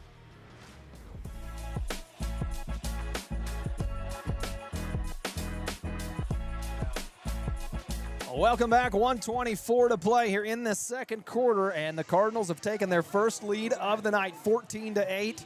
Your score after the touchdown from Morales from 5 yards out, the successful extra point to go with it, and the Greenbacks find themselves trailing for the first time. They've got some time to work with, though, before the half, and we've seen how explosive this Greenback offense can be. Can they take advantage of it? You know, 1:24, if we get a decent return here, we got enough time. Now, we don't have any timeouts left to get down and put a score on before halftime. We got the weapons to do it. Morales set to kick off for the Cardinals. Back deep for the Greenbacks. Liggett. Good night, Cox that's a and hoof. Strong, and that one, no one going to have an opportunity as it sails into the end zone. The leg by Morales. Tell you what, you don't see a lot of high school kickers put that in the end zone in the air. That's impressive. Pratt's going to take over on their own 20-yard line. 1:24. First and 10, 20-yard line. A lot of weapons. We've said it multiple times. Cade Leggett in the backfield, and obviously Arlie Morrell to throw to. Can you draw up the plays to take advantage of it? Can you find a hole in this Cardinal defense that has been pretty good to this point, has only allowed one score by the Greenbacks, and a quad formation for the Greenbacks, 2-by-2. Morrell on the far side, Poor in the empty backfield. Got to believe this ball's going to Morrell here. Quick look from Poor, comes near side to Roop, makes the first man miss across the 25, tackled at the 26-yard line. Took a look at Morrell's way, I think, just to draw the eyes of the secondary, then came back firing. Good catch by Roop, his first catch of the evening. No huddle from Pratt here. As to her, you mentioned no timeouts and a whistle before that snap. Darn it, we weren't quite ready. A false start, going to blow it dead with 1:02 to play. We have Morrell on the far side in one-on-one coverage. I think that's where we're wanting to go. We just weren't ready for the no huddle there. Hoisington was subbing some men out. 1:02 left in the first half. 14-8. That's a mismatch you could take advantage of. Morrell split out far. Defending him is the 5'7" Carson Mason. Poor going to drop back, 3-step, comes near side. Ball may have been tipped. Roop goes up, comes down with it at the 46-yard line, And a flag Yep. comes down, but I think they're going to say forced out of bounds was the initial. I think he's going to call that Roop came out of bounds and then came back in bounds and caught it and was the first one to touch it, is what they're going to call, I think. I mean, that's where we need a rules official to tell us if he was forced out of bounds. Is he eligible I think he to was come forced back out of in? bounds. Now, I don't know what they saw, but I think that's going to be the penalty here. They're going to huddle up and talk this one over. It'll be a big decision with 46 seconds to play in this second quarter, whether or not that play stands. Because Coach Baird's standing right there, and he's pointing at the spot as the play is happening that the Pratt, that Roop had stepped out of bounds and caught it. Now we're having a discussion, and I think it's about what you said, Cody, whether he was pushed out or not. And I think he was, for whatever that matters. Officials still huddled up here at the 45-yard line. I think they'll get there on their own, Kel. 46 seconds to play here before the halftime mark. And a big play, whether or not it stands, is the discussion here on the field. It'd be a Greenback first down. Yeah, now the legal signal touching. Yeah. will go against the Greenbacks for illegal touching. So a nice catch pulled down from Roop, but it went out of bounds, made his way back in bounds, and it was the first player to touch it, so the catch won't stand. I think Roop's pleading his case to the white hat that he was pushed out of bounds. I don't think we're going to get about as far as me having a conversation with him there. So that'll back the Greenbacks up. It'll be 2nd and 9. 46 seconds before they left. step this penalty off. Going to back them up a few more yards. And this is where getting tackled or a complete pass and a tackle with no timeouts is painful because the clock will continue to run. So after the penalty is assessed, it'll be 2nd and 15. 46 seconds showing on the clock. Everybody ready for play, waiting for the whistle. We've got it.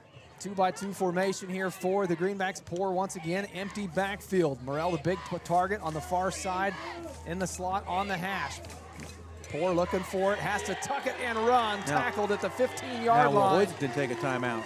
Yep, they did. And Coach Baird going to take one of his final timeouts. Stops the clock with 38 seconds. Yep, they're going to make Pratt punt this out of their own red zone here. And, you know, with the punt, who knows what's going to happen.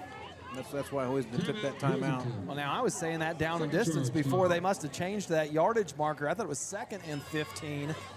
They must not have got that rolled over to 3rd down before that prior snap. Now showing 4th down, so that is why Coach Baird is taking that timeout. What we thought was an opportunity for the Greenbacks to close out the half now turns into an opportunity for Coach Baird.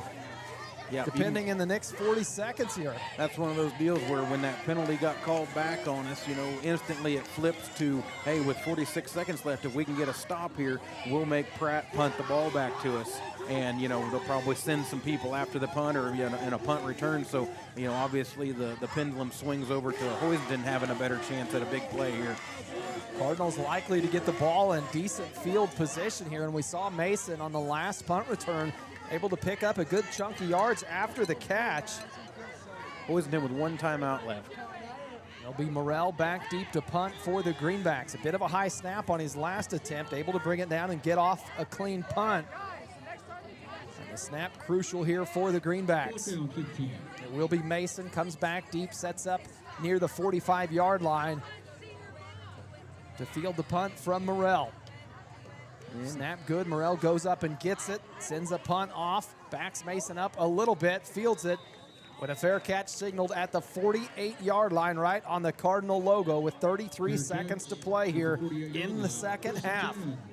So across the 50-yard line is where this Cardinal offense gonna set up and try to add on to this 6-point lead going into halftime. Interesting there, Hoisington did not send anyone after that punt. I don't know if that was the idea of, hey, don't rough the punter and give Pratt new life, but I thought that was maybe their goal, was to try to block that punt back in our own territory, but I guess content to take over at midfield with a couple shots at the end zone. That's what they'll do, take over at midfield here, going right to left with 33 seconds to play in this opening half. The pitch to Bryant, comes left side, tackled at the 44-yard line after a 5-yard pickup. Clock runs, and Baird will take his final timeout to stop it.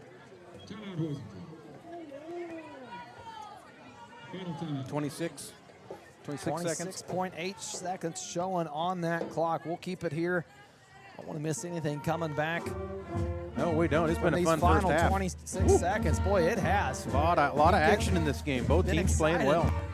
All season long, all off season long, ready for some football, and you never know what you're going to see coming out in week 1 from either team. A lot of times you see a lot some of jitters, penalties, some jitters, a lot of things just to shake out in that first live action. Not the case tonight. Both these teams look like they've come out in mid-season form and it's been a battle back and forth for these first 24 minutes here for the Greenbacks and the Cardinals. It's the Cardinals who lead it right now on top 14-8, and after the punt from the Greenbacks, got a chance to maybe put some more points on the board. And I tell you, after that last kickoff by Morales that sent it into the end zone, I wouldn't put out of the question Coach Baird thinking that if they can get inside or near the 20-yard line, a 35, 40-yard field goal isn't out of the question from the leg that we just saw from Taylor Morales. Well, early on they tried, what was that, a 35-yarder, and it just didn't get up over the line. You know, they had confidence in kicking that ball. So that's Coach Baird saying he's got the confidence that his kicker is capable of making it. And that quad formation that we've seen a few times tonight comes out here on the far side. Empty backfield, Mason Martin in the shotgun. Going to keep it on the ground to the left, trying to cut it back. First contact at the 40 and forced out of bounds at the 37-yard line. Stops the clock getting out of bounds. So interesting there when the no-huddle offense. Going to spike the ball here. The clock stopped getting out of bounds. They never restarted it. But thinking that the clock was running, Mason Martin, a quick spike. They never had the clock on the board running. Well, the official down here called time stop, and I was curious why they were hurrying so much because it looked like he got close enough to out of bounds and he was calling it down, and so I was wondering why they hustled that up and spiked it there and wasted it down. Maybe but I guess wasted with down there by this 21 Cardinal offense. Probably won't matter. So when they go into that quads formation, Cody, we are man-to-man coverage all the way across that because we got to keep a guy back for that backside run. And both times we've seen Martin keep it on the ground to the backside. This time one receiver split on both sides. Man in motion. Martin going to drop back. 5-step drop. Looking downfield. Has a man. A defender there for the Greenbacks. Ball comes down on the ground. They're going to signal no catch as it looked like a Cardinal came away with the ball. And now we've got an official. There we go. No catch will stand. Boy, the Cardinal thought he had it, and he's pleading his case again, but incomplete. So it'll be an incomplete pass. Stops the clock.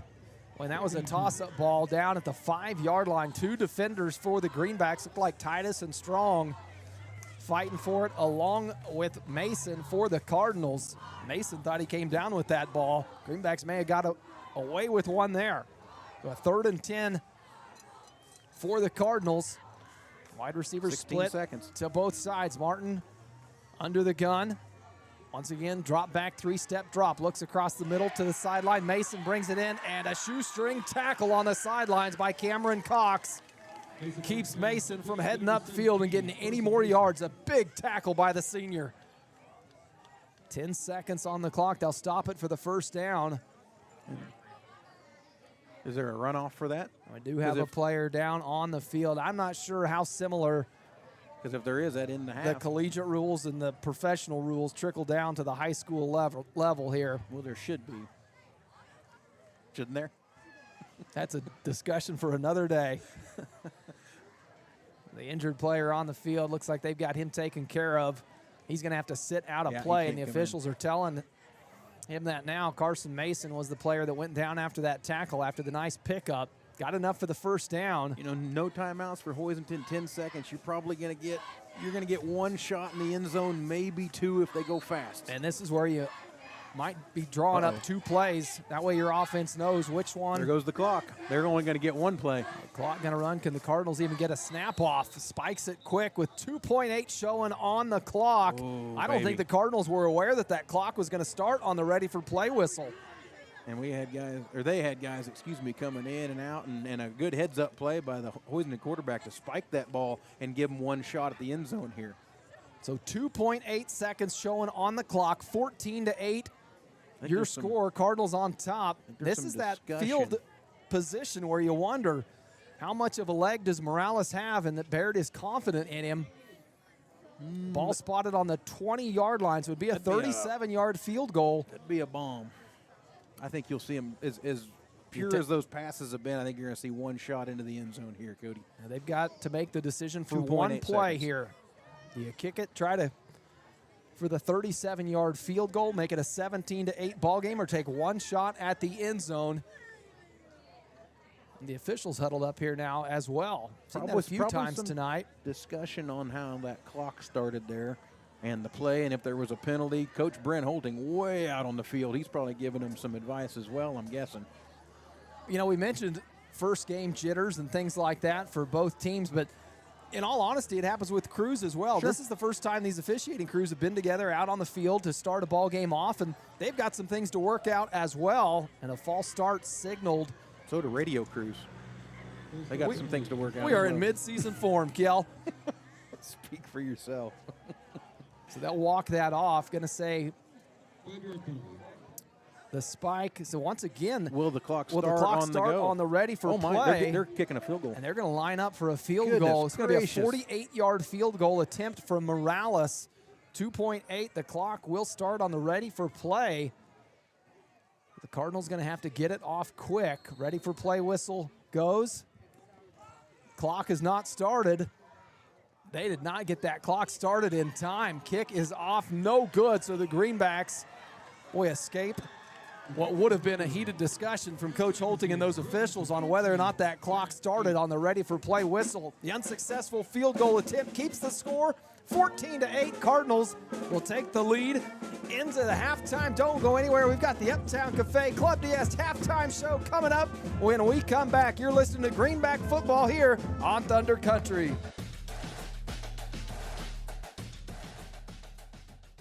At Buckland Tractor and Implement, we know that teamwork and dedication are the keys to success, both on the field and in the field. Just like the Pratt Greenbacks, we strive for excellence in everything we do. Whether it's top-of-the-line John Deere equipment or exceptional customer service, we are here to support our community. From tractors to combines and everything in between, BTI has the tools you need to get the job done right. BTI is proud to be a part of this community and to support our local football team. Together, we're stronger. Visit BTI and see how we can help you achieve your goals. Are you a sports fan looking for a great place to grab a bite to eat? Look no further than Legends Cafe, located in Pratt, Kansas, on Highway 54. Legends is open 6 days a week and serves up mouth-watering burgers, fresh salads, hearty sandwiches, and much more. And don't forget about their daily specials. Legends is proud to support Greenback sports and all the local teams. So whether you're celebrating a big win or just need to refuel after the game, Legends has you covered. Come on down to Legends, and we'll take care of the rest.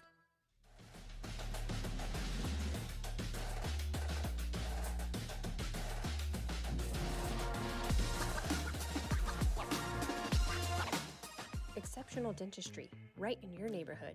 At Pratt Family Dental, Dr. Carson Hopkins and Dr. Stephen Coons are here to keep your smile healthy and bright.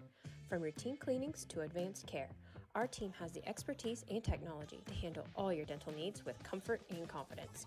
Because at Pratt Family Dental, it's not just about teeth, it's about family, trust, and smiles that last a lifetime. Call today to schedule your appointment with Dr. Hopkins or Dr. Coons. Pratt Family Dental, where exceptional care meets friendly faces. This is Jeff. And Jared. At Inter-Green Services, proud supporter of the Pratt Greenbacks. Around here we say one call fixes it all. From HVAC, plumbing, septic, electrical, and even water well service. We're your hometown team you can count on, just like the Greenbacks on game day. We're proud to stand behind our athletes, our school, and our community. So when something needs fixing at home, call Inter-Green at 620-672-2338 or visit intergreenservices.com. Inter-Green Services, neighbors helping neighbors, and always cheering for the Greenbacks.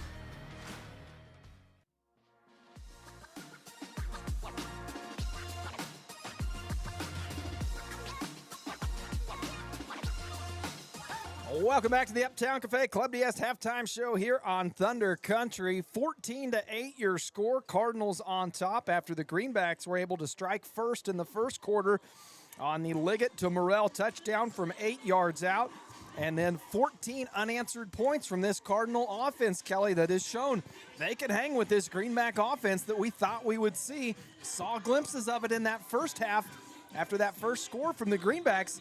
You really thought, okay, this was the offense we knew we were going to see. And then the Cardinal defense seemed to tighten up just a little bit after that and has had a little more success with the big plays from the Greenback offense. No, for sure.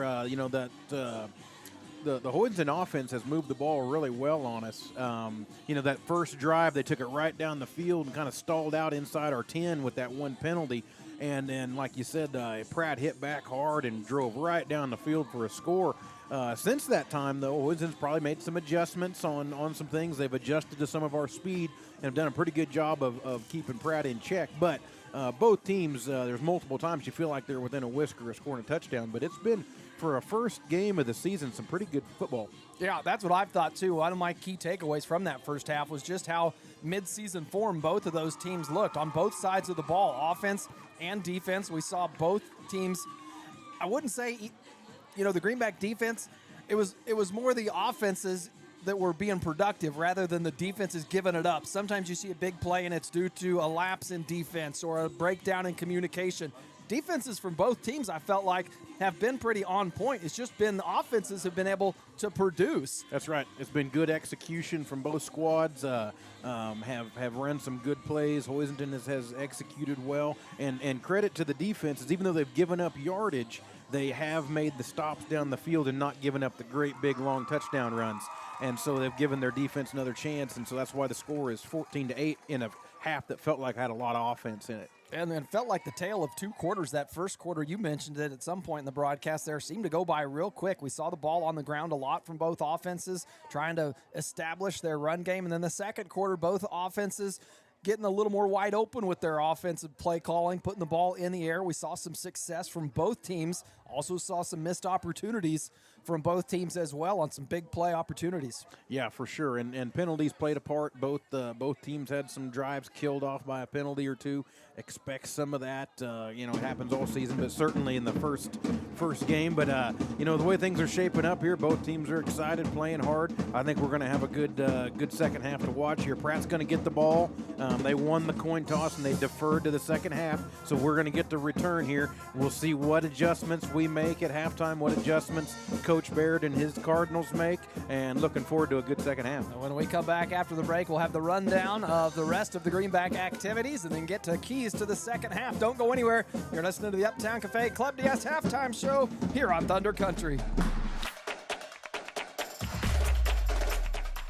Tonight's Greenback action is brought to you by Doug Ray Chevrolet, your #1 new and #1 pre-owned dealer in all of South Central Kansas. At Doug Ray Chevrolet, we provide you with a great buying experience plus an award-winning service department, which means you can depend on us for all your automotive needs, whether it's cars, trucks, or SUVs. From the moment you walk through our doors to the time you drive off the lot, we're here to make sure you're satisfied every step of the way. We're still doing business your way right here in Pratt, Kansas. Doug Ray Chevrolet, proud to support Greenback Athletics. When it comes to your health, trust Grace Clinic and Urgent Care in Pratt, conveniently located at 920 East 1st Street. Grace Clinic proudly serves Pratt and the surrounding area. Family nurse practitioner McKaylee Kirby provides primary care, urgent care, and sports physicals, and is accepting new patients and walk-ins. Open Monday through Friday, except Tuesdays, from 8:30 to 6, and Saturdays, 9 to noon. Call 620-388-3086 today. That's Grace Clinic and Urgent Care, caring for your family close to home.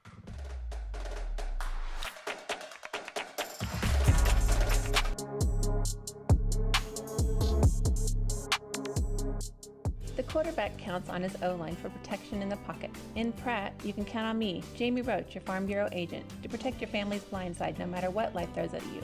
We are here to handle all of your auto, home, life, and business insurance needs. Don't scramble around working with multiple insurance companies. Talk to me, Farm Bureau agent Jamie Roach, today. We can help protect what matters most. Farm Bureau Life Insurance Company, Farm Bureau Property and Casualty Insurance Company, Western Agricultural Insurance Company. Clear, comfortable vision is one of life's greatest blessings. At Maydew Tebow Optometry, Doctors Troy Maydew, Seth Tebow, and Andrew Piester are committed to helping you maintain healthy eyes and clear vision. Prevention and early intervention are the keys to your eyes, providing that clear and comfortable vision your entire life. Regular comprehensive eye examinations are essential in identifying conditions that can damage your sight. Call us at Maydew Tebow Optometry for an appointment today or visit us at maydewtebow.com.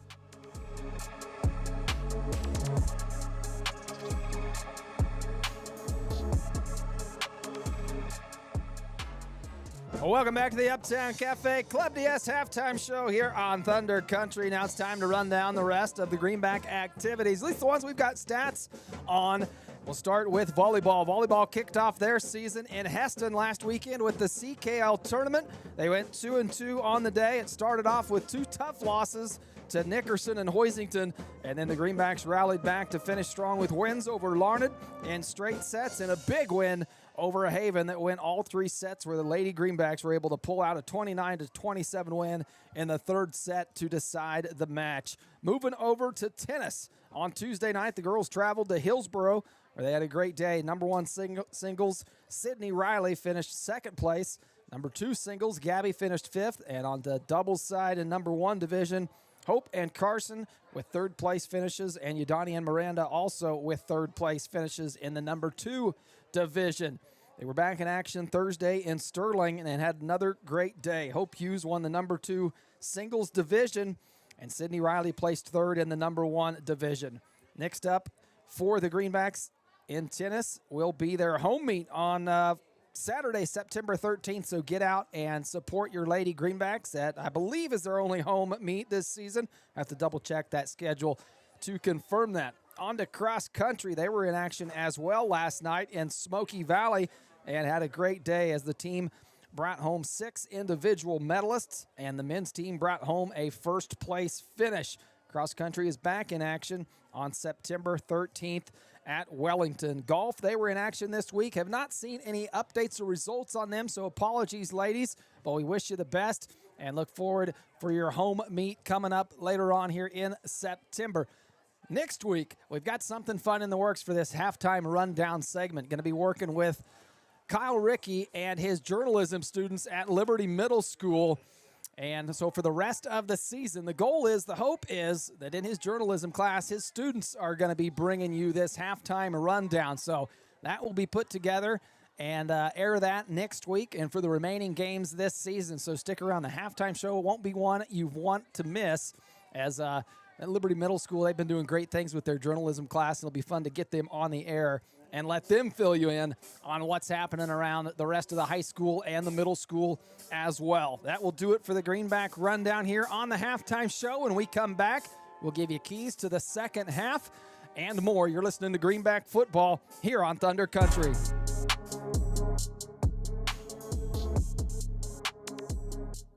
The quarterback counts on his O-line for protection in the pocket. In Pratt, you can count on me, Jamie Roach, your Farm Bureau agent, to protect your family's blind side no matter what life throws at you. We are here to handle all of your auto, home, life, and business insurance needs. Don't scramble around working with multiple insurance companies. Talk to me, Farm Bureau agent Jamie Roach, today. We can help protect what matters most. Farm Bureau Life Insurance Company, Farm Bureau Property and Casualty Insurance Company, Western Agricultural Insurance Company. Clear, comfortable vision is one of life's greatest blessings. At Maydew Tebow Optometry, Doctors Troy Maydew, Seth Tebow, and Andrew Piester are committed to helping you maintain healthy eyes and clear vision. Prevention and early intervention are the keys to your eyes, providing that clear and comfortable vision your entire life. Regular comprehensive eye examinations are essential in identifying conditions that can damage your sight. Call us at Maydew Tebow Optometry for an appointment today or visit us at maydewtebow.com.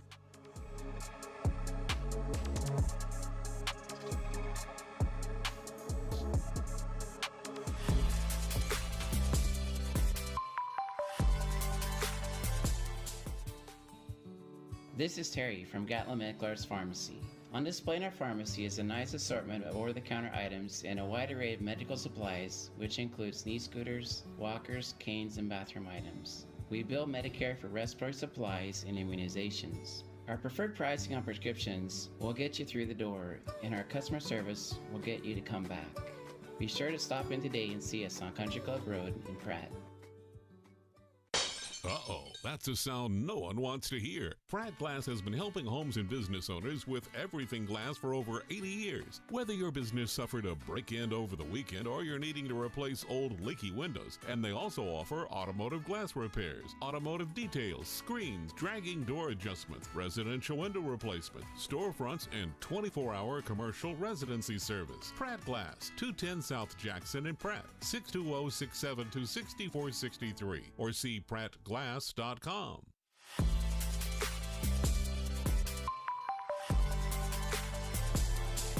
Welcome back to the Uptown Cafe Club DS halftime show here on Thunder Country. Cardinals lead it 14-8 after a great first half of football from both sides. Had a little bit of everything. Had fireworks, had some defensive stops, had some offensive production, saw some punts, saw some field goal attempts, saw a little bit of every facet of the game that you can expect to see in the full course of a football game. We got it all in one half, and we've got one more half coming up to play as well, and should be an excellent half of football here on Thunder Country. Kelly, if you're Coach Holting in the locker room there after seeing that first half, you come out, you're going to be trailing 6 points. You will get the ball to start this second half, so a positive for the Greenbacks there, knowing that you get to get your offense right back out on the field and set the tone for this second half. What are the other keys for this Greenback team? You know, I think the first thing you got to do, and we did it on the first drive of the game, is we had success on first down. We moved the ball into the chains, and that opened up other areas of our playbook of what we could do. And later in that half, you could see that where we were getting stacked up on first down, it kind of got us out of our rhythm of, I think, what we wanted to do. So if we can have some success on first down and get Cade Liggett running down the field like he did on that first drive, obviously the passing game will open up at that point. So I think that's the key for Pratt's offense, and then we just got to keep scoring because I would be shocked if we can hold Hoisington to 14 points with a second half shutout here as well as they have moved the ball on us. Now, maybe we made some defensive adjustments at halftime that'll slow them down some, but their offense has been running on all cylinders. They're hitting us with dives and then around the end, and they can throw the ball. That's something Hoisington hasn't done great. A couple years ago, they had Tony Moore as their quarterback. He threw the ball well. That was rare for Hoisington. They have never been a passing team. This team here can throw it when they have to. And they haven't had to throw it a lot because they've moved the ball well on the ground. But same story on our side of the ball. We have got to tighten up between the tackles and not let them have 3, 4, 5, 6 yards on first down. Again, makes it tough on us in the second and third and fourth down. Couple things I'll add on that to touch that, Kelly. You mentioned the quarterback play from the Cardinals and Martin. It was Ren Gala last season. And last season, I think we mentioned it earlier in this broadcast, Mason Martin, who's the quarterback for this team, he was their leading wide receiver last year as a sophomore and a junior, had 17 catches, 305 yards in the wide receiver position. So this is new to him, stepping into the quarterback role as a senior leader on this team. He's thrown some good balls, but just doesn't have that midseason form yet that we've seen in a lot of the other parts of the game for this Hoisington team. But by all accounts, looks like he'll get there. Plays a well-positioned under center for Coach Zach Baird there. And I think just the lack of experience at that position may be why some of those deep balls haven't quite connected. But he can sure throw the ball down the field. No, he can. And another point, something we haven't seen in the first half that could be crucial in this second half, turnovers. Haven't seen one yet by either team. Haven't seen one forced, haven't seen one caused. And you know how pivotal turnovers can be. If your defense can create a turnover and just shift the momentum like that, it transitions right to your offense, and you can do big things after that. Now, the same can be said for Hoisington. Their defense looks plenty capable of forcing some turnovers as well, but haven't seen it in the first half. Second half, it could be a game changer if one of these teams is able to create a turnover. No, that's exactly right. And in a game like this, that's this tight, I mean, the way it's been back and forth, Pratt took the lead, Hoisington came back, took it back from them. You know, you feel like when you're in those back and forth games, if either team pushes their lead to 2 scores, even 3, boy, the momentum really goes out of you because it's like, man, we're just fighting tooth and nail, and now they're 2 scores ahead of us. So in this case here, they're a touchdown ahead of us. Pratt, again, has to go down and get some points on this first drive, and if they don't, surely can't give Hoisington any points on their first drive. Need to keep it a 1-score game either way. It'll be Pratt ball when we come back to start the second half. Don't go anywhere. Second half action coming up here on Thunder Country.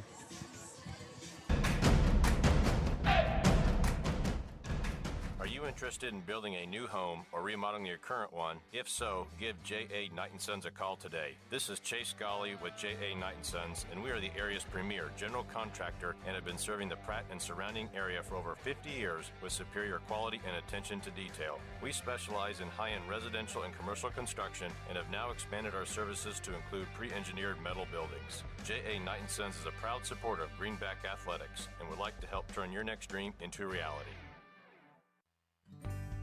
Mead Lumber in Pratt is looking better than ever. Stop by and see our brand new renovations with the same friendly faces you know and trust.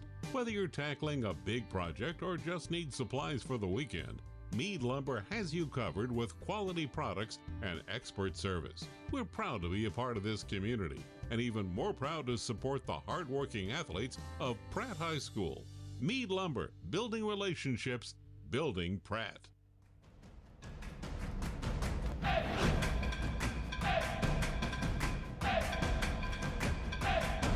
Welcome back to second half action here on Thunder Country. 14-8, your score. Cardinals on top after 2 scores in that first half. One from Mason Martin, and then Morales to close out the second half with 1:24 remaining. Second quarter, scampered in from 5 yards out, gave the Cardinals their first lead of the game, and they'll take that lead here into the second half. It'll be the Greenbacks set to return.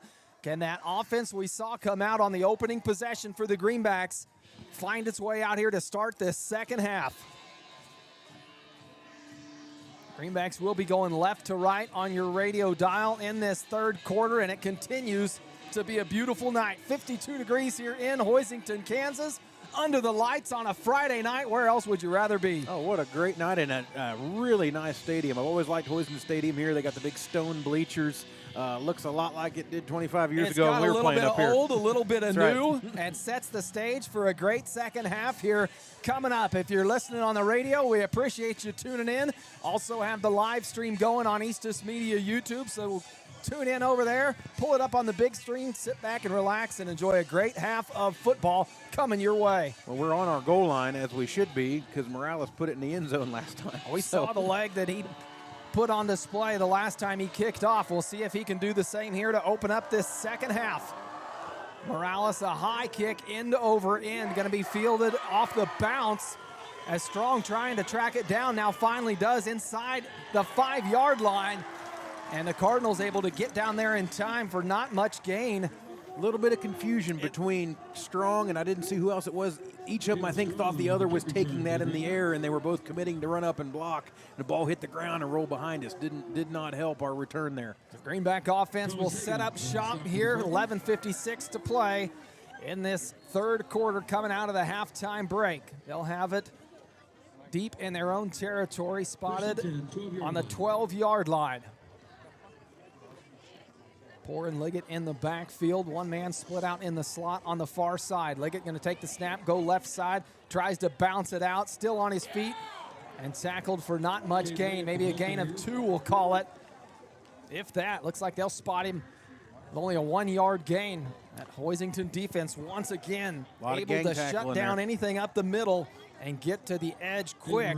They learned quickly from those first couple of runs that Liggett ripped off that you got to stay on his outside shoulder and wrap him up to bring him down. Have done a good job of it, but certainly always just a step away from breaking a long one with his kind of speed.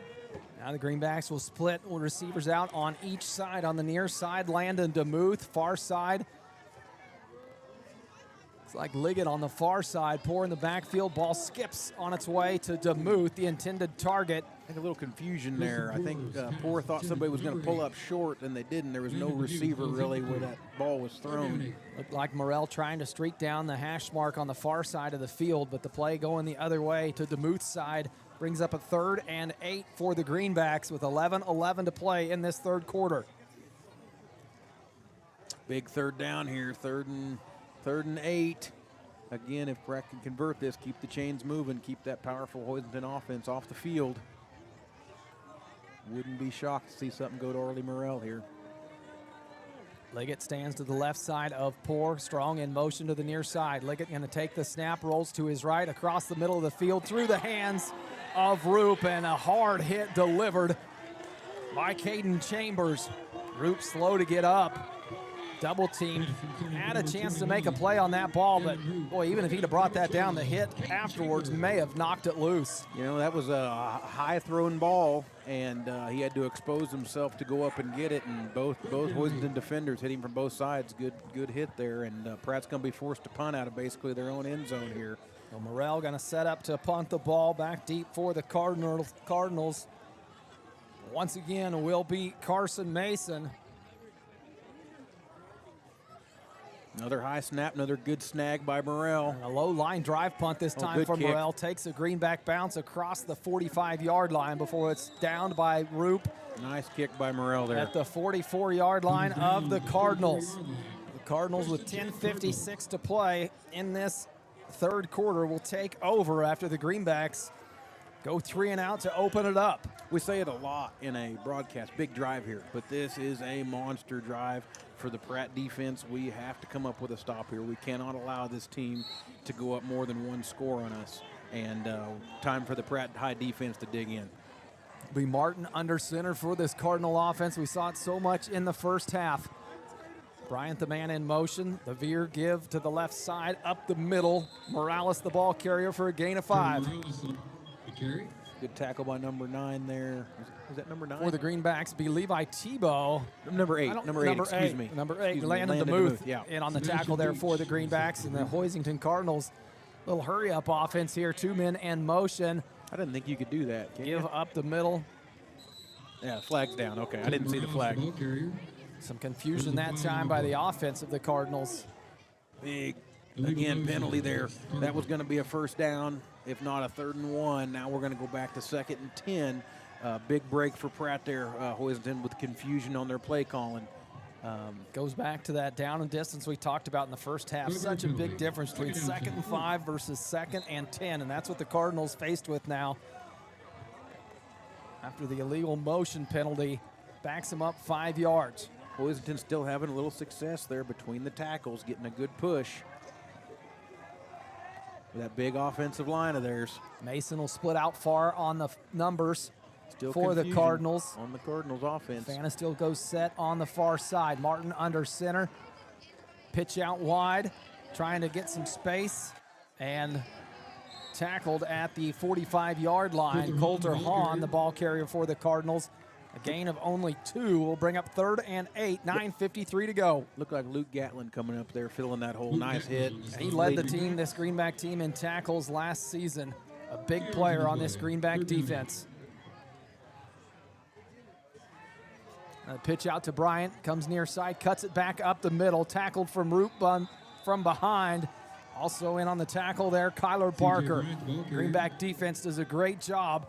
Those 5 yards would have been enough to pick up that first down had it not been for that penalty, Kelly. Now the Cardinals with 4th and 6. Gonna have to punt here. Gonna have to punt the ball away, so both offenses coming out of half. Which seems like 2 times there. You know, the Pratt High defense did what they had to do to get the stop there, but Hoisington gave them a real feather in their cap there with those couple penalties. This one here and one on the first drive of the game. Sure helped us get the ball back. Strong and Cox back deep to return for the Greenbacks. A high snap brought down by Bryant, able to get the punt away. It'll take a Cardinal bounce down inside the 20-yard line before it's finally down. 8:53 to play. It'll be Greenback ball when we come back after the break.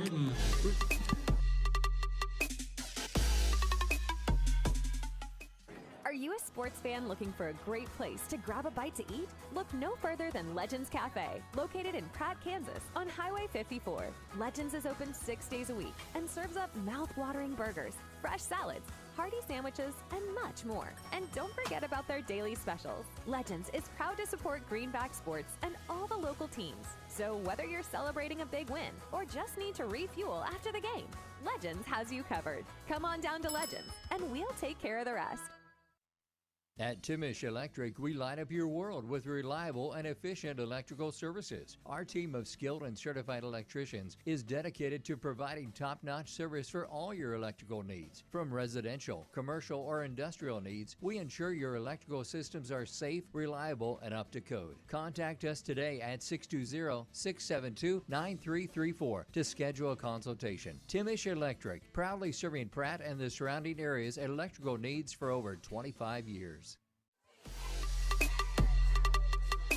Welcome back, third quarter action. Greenbacks looking at a 2nd and 5 after a 5-yard pickup from Liggett coming out of the commercial break there. Good first pickup on a fresh set of chains for the Greenbacks after forcing the Cardinals to punt the ball away after they went 3 and out. Now it's the Greenbacks offense turn to try to change this third quarter up. Liggett will take the snap, goes left side, now cuts it up, lowers his shoulder near the first down, but I think they're going to spot him just short after a 2 to 3 yard pickup. We'll bring up 3rd and 2 for the Greenbacks. Not a lot of yardage on that run, but Liggett ran downhill well, delivered a blow. Gonna make it real manageable here at 3rd and 2 from the Pratt High 27, 28-yard line. And that's something you like to see, the way that young sophomore runs the ball. Oftentimes a kid with the speed that Liggett has, their tendency is to get to the outside to try to use that speed. He is not afraid to lower his shoulder and welcome the contact going up the middle or cutting it back. A big 3rd and 2 play here for the Greenbacks. Snap in the hands of Liggett. He'll lower that shoulder. Stopped short as the Cardinal defense there. So this would be a big decision for Coach Holting here, being down a score. 6 points. It's going to be 4th down, and I think he lost just a tick on there. Yeah, on they're going to back him up. We'll bring up 4th and a long 2 here for the Greenbacks, and they look like they're going to go for this. At a minimum, a hard count, I think. I wouldn't shock me to see him go for it here. Coach Holting has been pretty aggressive in his history on 4th down. DeMuth split out on the far side. Liggett snap, ball on the ground. Able to pick it up, but tackled in the backfield for a loss. Some miscommunication on the snap there. Liggett not able to handle it, and the Cardinals able to force him just to jump on it. I thought it was the fumblerooski. It was not. It came off the hands of Liggett in the backfield, and he had to quickly try to jump on that ball to keep the Cardinals from advancing it. Well, I tell you what, this here, Pratt's put themselves in a position where their defense has got to come up big in their own territory with a turnover on downs. We talked about the turnover game at the halftime break, though that necessarily not a turnover in the stat sheet. It does the same thing, gives the Cardinals the ball on the spot inside Greenback territory at the 26-yard line with 6:33 to play. Pitch outside after the fake up the middle, finds the sideline, still on his feet, and somersaults down inside the 10-yard line. Caden Chambers had the defense looking inside, and he was able to get to the outside and pick up the 1st down and a few more. You know, that veer option that Hoisington runs, I followed the fullback the entire time on that. I thought he had the football, and then the ball pitched out, so it's even hard to see from up here. Luckily, we tripped him up there. He was going in for 6. That puts the Cardinals right at the 10-yard line. It'll be 1st and goal to go from the 10. All 4 downs to be able to get it. The Greenback defense needs a hold here. The give to Bryant up the middle, picks up 5. And down inside the 5-yard line, they're going to give him a few more than that. Spot him near the 2 or 3-yard line.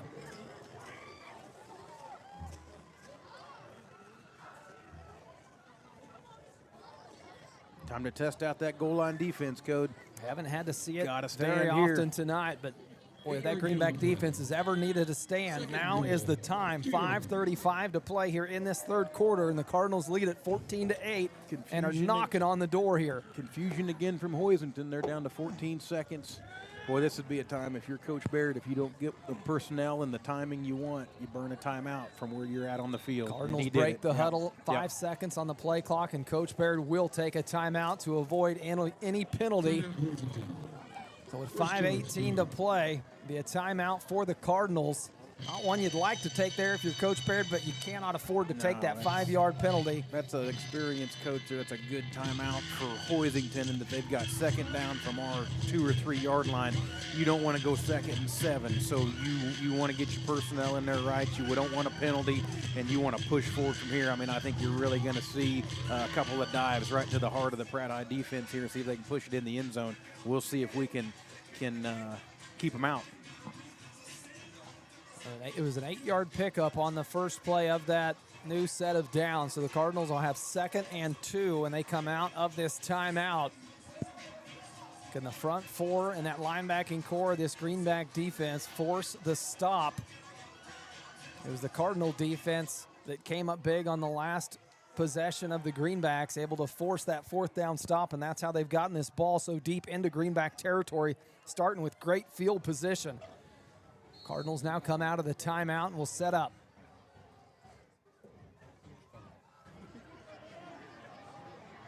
Hoisington in the shotgun. Okay. Shotgun look here for the Cardinals. Snap straight to Bryant. He looks left side, trying to fall into the end zone. No signal. There it is. With 5:12 to play, Cardinals able to tack another one onto it. So here I think you'll see Hoisington, they go for 2 here to make it a 14-point game. Wouldn't shock me. Lining up to kick it, and goes to show you what I know again. We've seen him kick it every time. It'll make it a 21-8 ball game if successful. It'll be Morales on to kick the extra point. Snap good, hold good, and another good kick from Morales. Splits the uprights, gives him one more. It makes it a 21-8 ball game, 5:12 to play here in the third quarter. It'll be Greenback ball when we come back here on Thunder Country.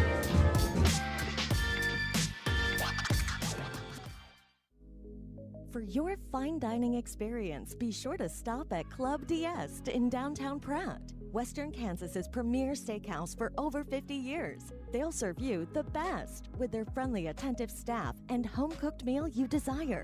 Also offering a full range of entertainment with live music and karaoke weekend nights. So come for food and stay for fun at Club D'Este in downtown Pratt. Open 7 nights a week. This is Chris with Car Auction Real Estate. We've been proudly moving assets since 1965, with locations in Pratt and Larned servicing the surrounding counties. Jamie here with Car Auction and Real Estate. While our marketing strategies clearly stand out, we stand strong on our principles of integrity, transparency, and reputation in our industry. Whether it be buying, selling, auction, or appraisal needs, look us up online at carauction.com. Good luck and go Greenbacks.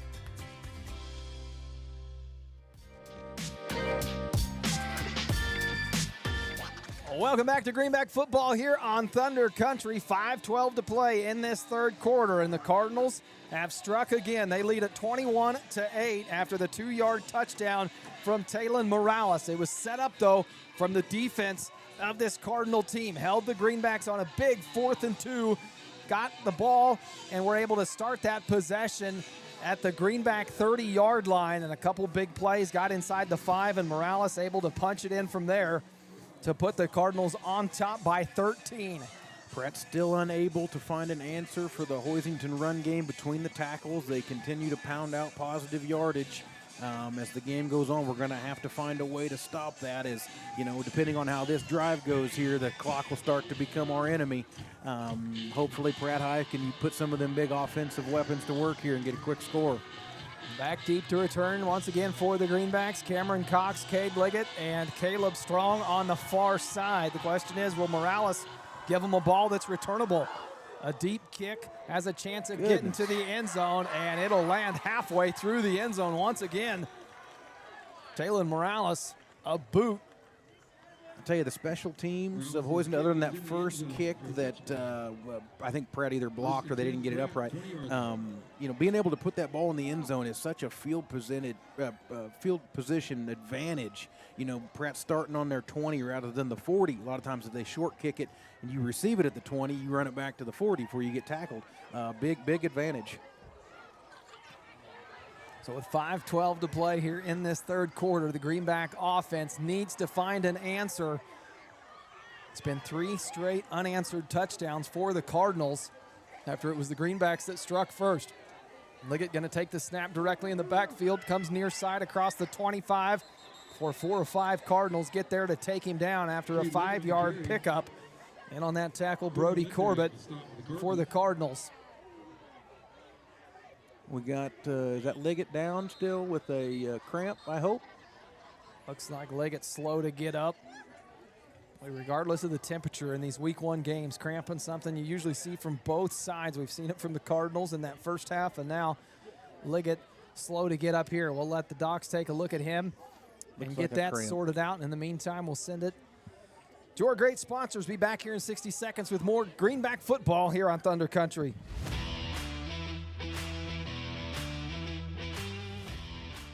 It's a fact. A custom cow mineral does not have to cost more. Actually, it might be just what you need to improve your cow herd. The friendly and helpful professionals at Extra Factors in Pratt are available to sit down and discuss your operations needs and goals. From custom protein supplements and liquid protein to bulk commodities and possible mineral formulation. Find it all at Extra Factors. Call 620-672-5616 and speak with Levi Macbeth for all your nutritional needs. Extra Factors. We put the extra into cattle nutrition.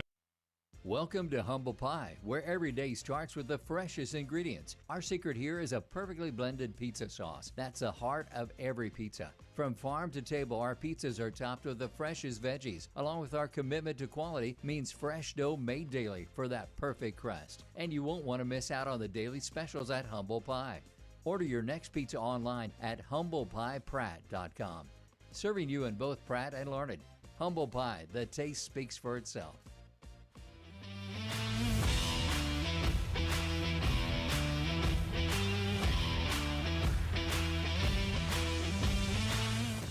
Welcome back. Third quarter action, 4:53 to play when we resume play as Leggett, the sophomore, slow to get up. Looked like an apparent cramp there, so good signs for all Greenback fans. Yeah, getting to be late in the third quarter on opening night here. We'll probably start to see a few more of those cramps. Certainly the guys carrying the load in the backfield, putting a lot of torque on those legs. Not quite in game shape. And 5. It was a 5-yard pickup for Leggett before that stop in action. Poor in the backfield. Barker alongside him. The give to Morrell on the counter play. Morrell going to turn it upfield now. Lowers his shoulder. Picks up the first down. That's a play we haven't seen yet, but that shows me Coach Holting wanting to find a way to get the ball in the hands of Arlie Morrell any way possible. If it's not there through the air, work it in on the counter play. A good play for the Greenbacks. Well, Morrell, one of the legs of the state champion 4x4 team, so he can certainly run. And Liggett as well. 3 of those legs on this team. Yasir Gonzalez as well on this football team. 3 of those 4 legs in that 4x4 state championship team. Got the speed. Got to get it loose. Barker and Poor in the backfield now. Snap goes to Barker. Going to keep it left side. Met early in the backfield for no gain. We'll bring up 2nd and 10. Once again, that Hoisington front 4 crashing through that line, making it tough on this Greenback offense. A lot of adrenaline on the Hoisington side right now. Home opener for them. Pratt beat them last year. They got a little bit of a lead in this game here. Really using the momentum on their side at the moment. Pratt's got to find a way to switch that momentum. A touchdown here would sure go a long ways. 2nd and 10 after the no gain on the last play for the Greenbacks. Barker will go in motion to the far side. Poor alone in the backfield. Drops back, looks downfield, has a man in strong, just over his shoulder. Couldn't redirect himself and get his head turned around. Landed right on his shoulder pad, and a tough catch for a receiver when that ball comes directly over it was your almost shoulder. Too straight. Didn't have enough angle on it. It was thrown right into kind of his blind spot, if you will. Yeah, in an ideal world, you want that on one side or the other so you can make up your mind which way to turn. That time, Strong just kind of caught right in the middle, tried to look it in over his head. Going to bring up a 3rd and 9 from the Pratt High 33-yard line. We've got 3:36 left in the third quarter. Pratt trails this one 21-8. Need a play out of the Pratt High offense. DeMuth split out here near the hash. Poor going to roll to his right, looking for a man downfield. Now throws back to midfield. It'll be a jump ball, almost brought down by Coulter Hahn. As that ball was underthrown, Hahn looked like the first turnover of the night was going to come by way of interception, but a good job by, looked like either Morrell or DeMuth himself, switching to a defender once they realized that ball wasn't going to get to him. Did he get hit by one of them or one of his own players? It looked like one of the Greenbacks kind of swiped that ball out of his hand.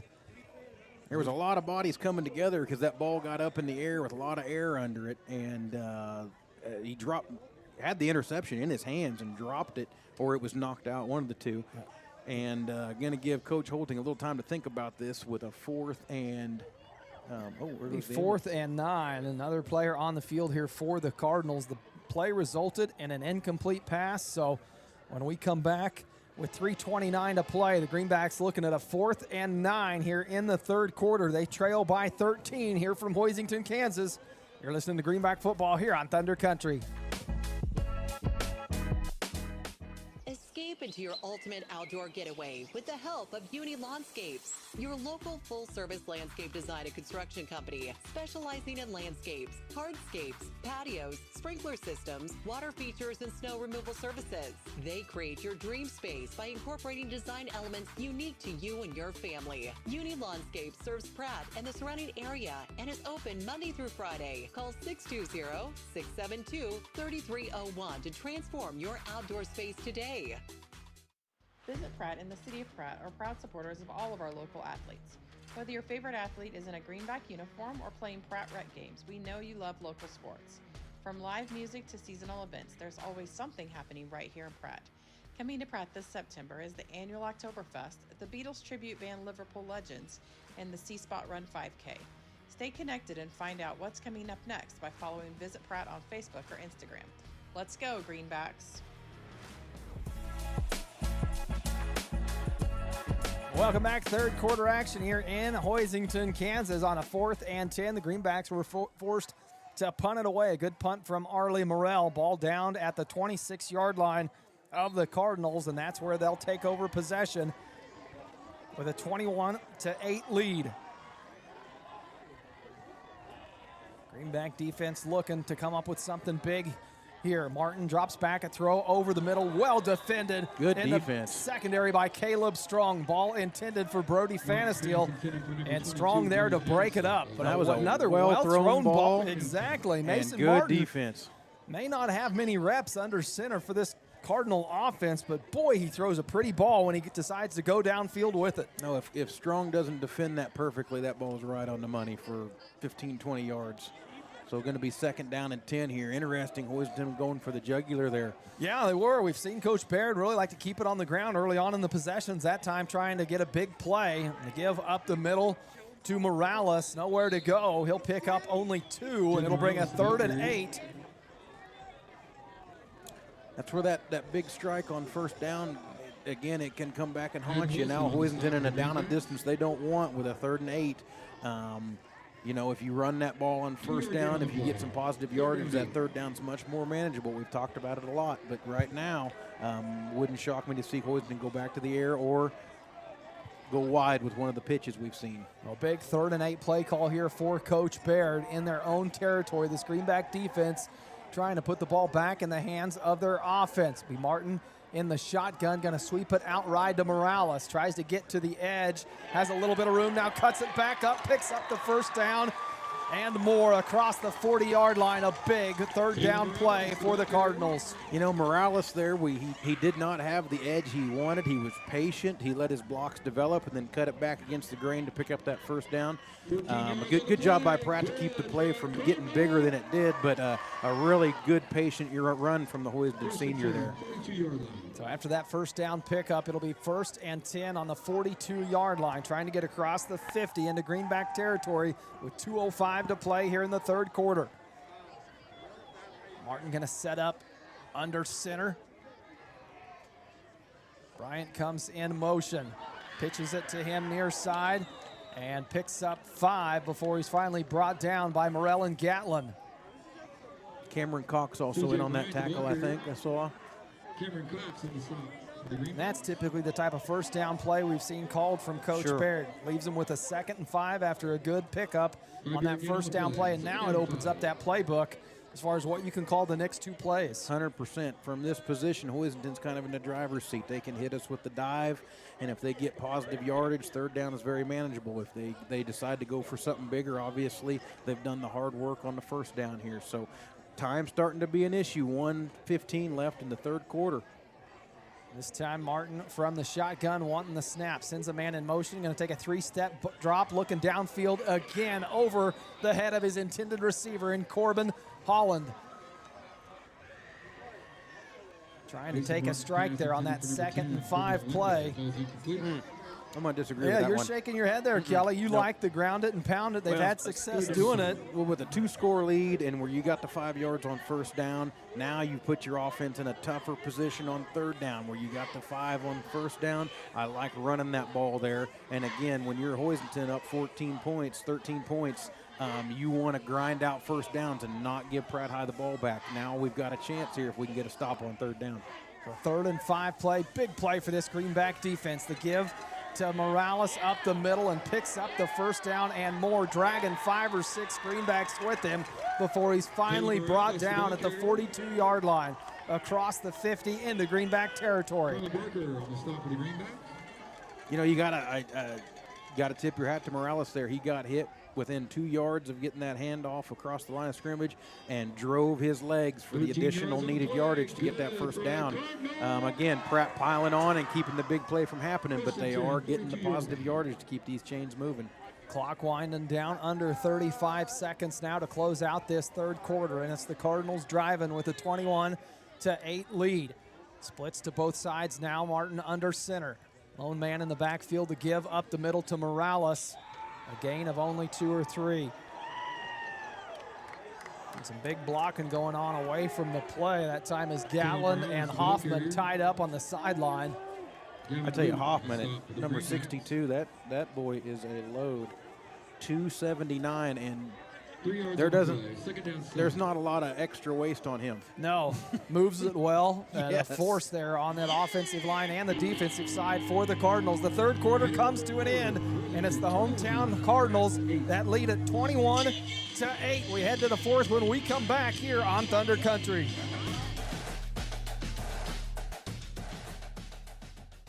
At Buckland Tractor and Implement, we know that teamwork and dedication are the keys to success, both on the field and in the field. Just like the Pratt Greenbacks, we strive for excellence in everything we do. Whether it's top-of-the-line John Deere equipment or exceptional customer service, we are here to support our community. From tractors to combines and everything in between, BTI has the tools you need to get the job done right. BTI is proud to be a part of this community and to support our local football team. Together, we're stronger. Visit BTI and see how we can help you achieve your goals. Are you a sports fan looking for a great place to grab a bite to eat? Look no further than Legends Cafe, located in Pratt, Kansas, on Highway 54. Legends is open 6 days a week and serves up mouth-watering burgers, fresh salads, hearty sandwiches, and much more. And don't forget about their daily specials. Legends is proud to support Greenback sports and all the local teams. So whether you're celebrating a big win or just need to refuel after the game, Legends has you covered. Come on down to Legends, and we'll take care of the rest.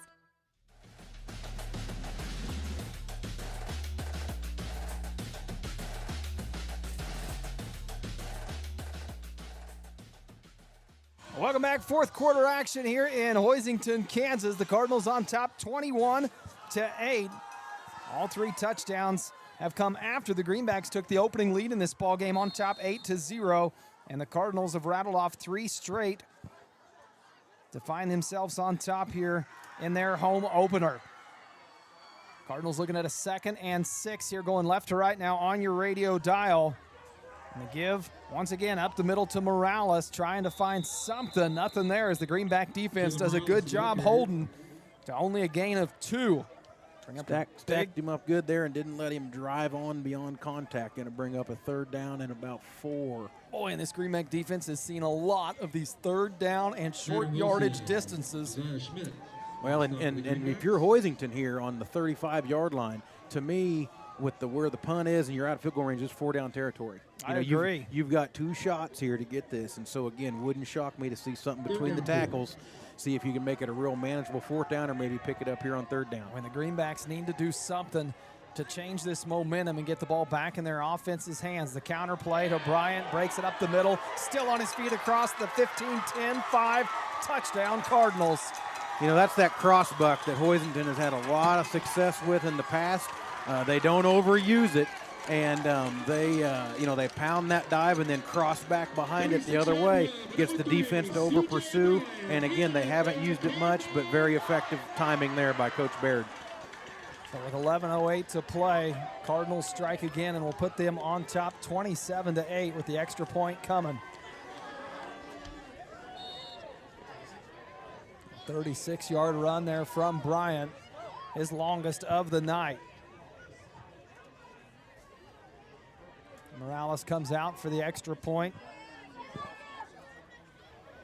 They try to tack one more onto it and put this Greenback team down by 20. Snap good, hold good, and this time again, Morales a little more trouble kicking towards that end zone. We've seen him with great success on the east end zone. That one no good, so 27-8 your score. Cardinals go 9 plays, 74 yards in 4 minutes and 11 seconds to take a 19-point lead. We'll be back after the break.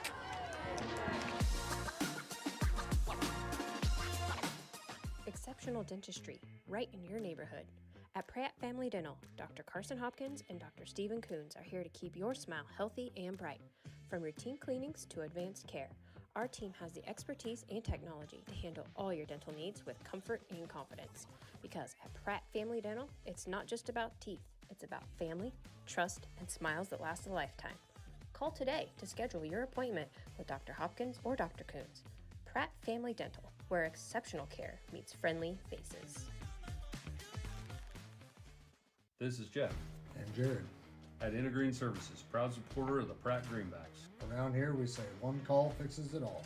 From HVAC, plumbing, septic, electrical, and even water well service. We're your hometown team you can count on, just like the Greenbacks on game day. We're proud to stand behind our athletes, our school, and our community. So when something needs fixing at home, call Intergreen at 620-672-2338 or visit intergreenservices.com. Intergreen Services, neighbors helping neighbors, and always cheering for the Greenbacks.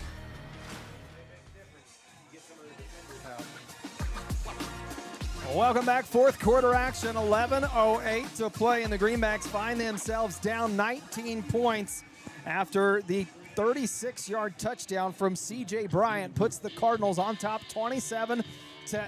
27 unanswered points from this Cardinal team after the Greenbacks were first to strike early in the first quarter, have not been able to answer since then. And now 11:08 to play in the fourth quarter. The Greenbacks, if they're going to do something, they've got to do it quick, Kelly. Yeah, it's time is really a factor here as far as the way they're grounding out the clock. We've got to get a return here and put some points up fairly quickly to put the pressure back on them. And Morales sends a deep one to Roop at the 20-yard line. Going to get outside and tackled near the 26. And I don't think we've said it enough tonight, though, how important of luxury it is to have a kicking game like Coach Baird appears to have with Morales, when you're able to have sure-handed extra points on 3 out of the 4, but the kickoff is where it really pays dividends. When you can pin a team back and not even give them an opportunity to return a ball, which we've seen Morales do a couple times, put it into the end zone for 2 first downs. It just takes out that third phase of the game, which is special teams on the Greenbacks trying to break one open. Sure. So they'll start the possession off here at the 26-yard line. Morrell and Roop split out on the far side. Morrell and Strong. Can the Greenbacks take advantage of it? Poor trying to hit Strong on the quick wide receiver screen, not able to deliver. It'll be 2nd and 10. Strong falls incomplete. 2nd and 10. Just haven't seen those quick strikes connect yet for Poor. No, and at this point, Morrell has 1 catch in the game. Is that right? So far, 1 catch. He's been held in pretty good check. One catch, had the touchdown from Liggett early on in this game. The Cardinals have kept him in check, and a lot of that is pressure from the front 4 has not allowed Poor much time to set up a pocket. Trying to set up the screen here, delivers to Liggett. Trying to get to the outside numbers, does so, brought down after a pickup of 6. Defended well by the Cardinals. Greenbacks just trying to get it in the hands of their playmakers in some open space and see what they can do, but the Cardinal defense continues to close that space before the Greenbacks can get out and do anything. Really good point there, Cody. I mean, that play, when it developed, when Liggett got the ball in space, you start saying, oh, here we go. And Hoisington, again, their defensive backfield has been pretty athletic and fast and has kept him from breaking loose on the big play, but give us a very manageable 3rd down here. A big 3rd down here for the Greenbacks, 3rd and 3. Poor and Liggett in the backfield. The snap will go straight to Liggett. He'll follow his blockers near side, trying to bounce it outside, stumbles. Where will they spot it? Just a little short, be about a yard short, but down 3 scores. I'm sure you're going to see Pratt High go for this. Almost have to. You can't give them the ball back in our own territory here. And there again was a good display of the mix between size and speed on this Hoisington defense there, as they were able to stretch that play out wide enough and not allow Liggett to turn it up and get vertical. So 4th and 1 here for the Greenbacks. A big down with 9:44 to play. Packed in tight in the backfield. Poor will take the snap. Hit in the backfield, nowhere to go, and he's brought down for a loss. The Hoisington defense once again forces a 4th down stop and will get the ball back deep into Greenback territory. Boy, that front 4 just blew through that offensive line of the Greenbacks, and Poor never had a chance to even pick which direction he wanted to go. You know, it's against conventional wisdom to throw the ball there, but the way Hoisington committed their front line and linebackers to flowing through those holes on the snap, it would have been a great time for a pass over the middle to Morrell. There was nobody left back there, but you can always say that in hindsight. But at the moment here, with 9:36 left in the game, Pratt down 27-8. Hoisington on the field with the football on the Pratt High 34-yard line. Gotta believe we're going to see the ground and pound game come into play big time here for that Hoisington. Big 4th down stop puts the offense in great position here for the Cardinals, and in the backfield for the Greenbacks that time, making a big play is August Deeds, a tackle for a loss. It's a great One play of the by few Deeds. we've seen tonight. Yes. August Deeds expected to be a big player in this Greenback defense, just a sophomore, making a big play there. No, that's a great play by Deeds. It puts Hoisington in a position they haven't been in a lot tonight, where they didn't get much on 1st down. But again, I think Hoisington will be content just to take long play clocks at this point in time, run the football, not turn the ball over. That's what I'm guessing Coach Baird is telling his players right now. Pratt, on the other hand, would love to try to force a turnover of some sort here. Yeah, Pratt playing with the sense of urgency now to give to Morales on the right side of the center. Spins, breaks 1 tackle inside the 20 for a 1st down. Boy, the initial contact was there, but Morales did a good job spinning off of it and picking up an extra 7 yards after the first contact. Yeah, I'm starting to see it late in the 4th quarter here. Hoisington again, you know, on the cusp of a big home win here. Starting to see the shoulders of the Pratt High defense sag just a little bit. That momentum and that effort is dropping just a shade here. 8:35 to go here in this 4th quarter, and it's the Cardinals who are knocking on the door again to try to extend this 19-point lead. Once again, they feed it to Morales, comes near side, brought down just outside the 10-yard line. But another positive pickup of 7 yards for Morales. When he runs the ball hard, only had 56 carries last season as a junior, only 1 touchdown. And you can tell after seeing the way he's played tonight, those stats going to be much more significant this season as the featured back in this Cardinal offense. The player down on the field here for the Cardinals. We'll take a break when we come back. 8:14 to go here in the 4th quarter from Hoisington, Kansas. Tonight's Greenback action is brought to you by Doug Ray Chevrolet, your #1 new and #1 pre-owned dealer in all of South Central Kansas. At Doug Ray Chevrolet, we provide you with a great buying experience plus an award-winning service department, which means you can depend on us for all your automotive needs, whether it's cars, trucks, or SUVs. From the moment you walk through our doors to the time you drive off the lot, we're here to make sure you're satisfied every step of the way. We're still doing business your way right here in Pratt, Kansas. Doug Ray Chevrolet, proud to support Greenback Athletics. When it comes to your health, trust Grace Clinic and Urgent Care in Pratt, conveniently located at 920 East 1st Street. Grace Clinic proudly serves Pratt and the surrounding area. Family nurse practitioner McKaylee Kirby provides primary care, urgent care, and sports physicals, and is accepting new patients and walk-ins. Open Monday through Friday, except Tuesdays, from 8:30 to 6, and Saturdays, 9 to noon. Call 620-388-3086 today. That's Grace Clinic and Urgent Care, caring for your family close to home.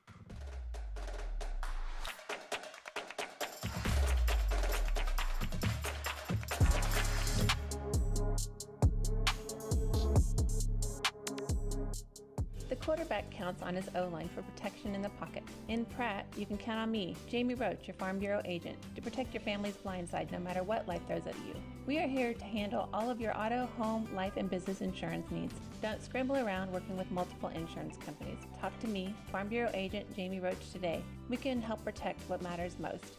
Farm Bureau Life Insurance Company, Farm Bureau Property and Casualty Insurance Company, Western Agricultural Insurance Company. Clear, comfortable vision is one of life's greatest blessings. At Maydew Tebow Optometry, Doctors Troy Maydew, Seth Tebow, and Andrew Piester are committed to helping you maintain healthy eyes and clear vision. Prevention and early intervention are the keys to your eyes, providing that clear and comfortable vision your entire life. Regular comprehensive eye examinations are essential in identifying conditions that can damage your sight. Call us at Maydew Tebow Optometry for an appointment today or visit us at maydewtebow.com. Welcome back, fourth quarter. Martin going to drop back, throws far side. Nice pass deflected by the Greenback defense. Can I shake my head again? 7:59 to play. Didn't see who defended that ball out there on that lone island for the Greenback defender, but a nice play to break that up. Caleb Strong on the defense for the Greenbacks. Takes the clock under 8 minutes, 7:59 to go. Cardinals, though, lead at 27-8. All 27 of those points unanswered after the Greenbacks able to score first. 3rd and 4, the pitch out to Bryant, trying to use that speed, get to the edge. He does, reaches for the end zone. Cardinals signal it, officials signal it. Another touchdown for C.J. Bryant. He put the points on the board the last possession, added another one there with 7:51 to play. I tell you, old Hoisington putting the throttle down here. They feeding off the momentum here of the home crowd and really pushing Pratt back on the offensive side of the ball, winning the front line. About a 15-yard pickup for Bryant. And we have a new kicker in. I guess Morales is out with the cramp. Morales was the injured player on that last timeout, so in to kick the extra point for the Cardinals. Looks like Gabe Palkowski to try to make it a 34-8 ball game. Snap in and a good kick through the uprights, makes it 34-8.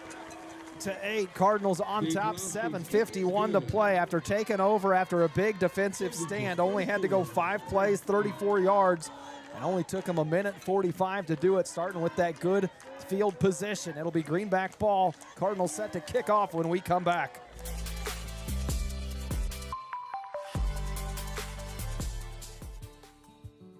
This is Terry from Gatlin Meckler's Pharmacy.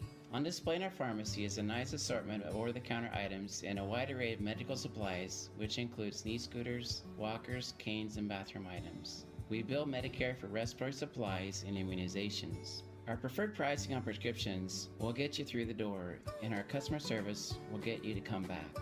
Be sure to stop in today and see us on Country Club Road in Pratt. Uh-oh, that's a sound no one wants to hear. Pratt Glass has been helping homes and business owners with everything glass for over 80 years. Whether your business suffered a break-in over the weekend or you're needing to replace old leaky windows, and they also offer automotive glass repairs, automotive details, screens, dragging door adjustments, residential window replacement, storefronts, and 24-hour commercial residency service. Pratt Glass, 210 South Jackson in Pratt, 620-672-6463, or see prattglass.com.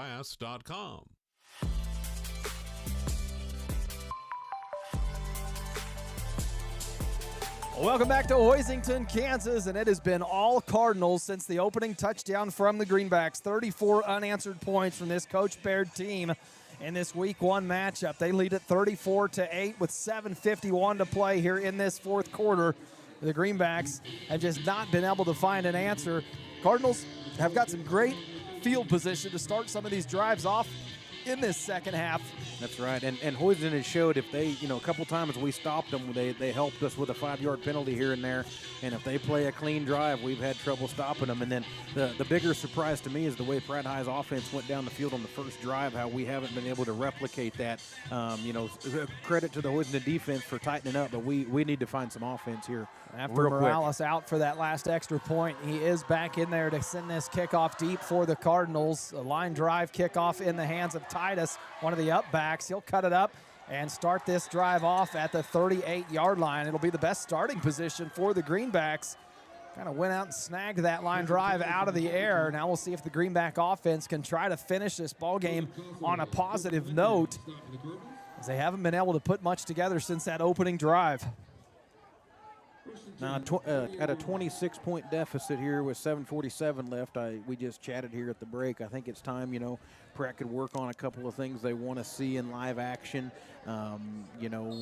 Get some carries to some guys that haven't got it, and obviously you can always throw it to Arlie Morrell, who is in single coverage at the moment. Poor empty in the backfield by himself, going to set his feet, drop back, looking for Morrell down the far sideline. A jump ball, but too far on the sideline. Morrell doesn't have a chance to go up and get it. Hoisington content to leave a cornerback one-on-one with Morrell out there with no help over the top. I know they got a big lead, but that's brave.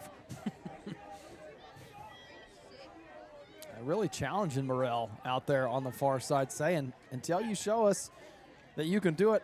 And honestly, it's not so much the quarterback they put on Morrell, it's the front four that they're bringing at Poor. He's just not had time to set up and get his eyes downfield and step into a pocket and throw to him. Backfield again for Poor. Now hits Morrell on the flat far side for a 6-yard pickup.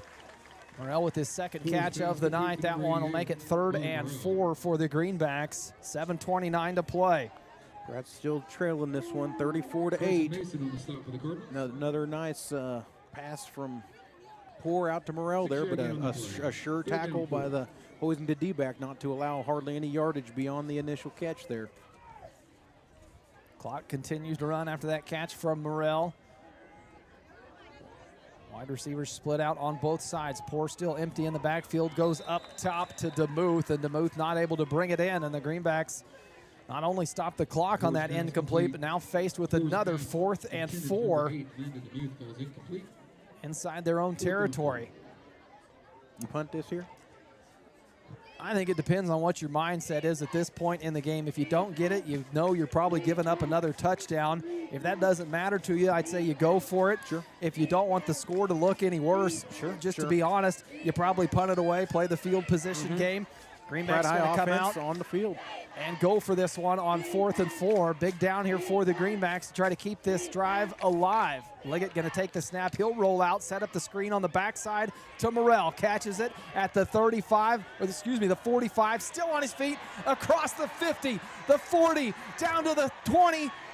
10-5 touchdown, and that's the speed of Arlie Morrell. And a flag here on the backside. Night has gone, we're going to get I think an illegal block on Pratt. And that could right be, at see the that screen set up. And that Yeah. flag is in the area of where that would be, and that is the signal, a holding call on the Greenbacks as they tried to set up that screen to Morrell, and boy, it was executed perfectly, but part of that may have been a result of the advantage the Greenbacks got from that hold. You know what we did see on that play, we got to take the positives out of it, is when Morrell got into the open field, my goodness did he get to the end zone in a hurry. So that's something that you like to see there. Now obviously we're coming back with the penalty and being a 4th and what do we got That now? was a 4th and 5. That's going to back them up 15. 10 more. It'll be 4th and 15 here for the Greenbacks. I think you're going to see Pratt punt this ball away for what you said earlier, Cody, and I think that's the right move. So Morrell, after that big play, gets called back. Would have been his second touchdown of the night. Now back to punt for the Greenbacks.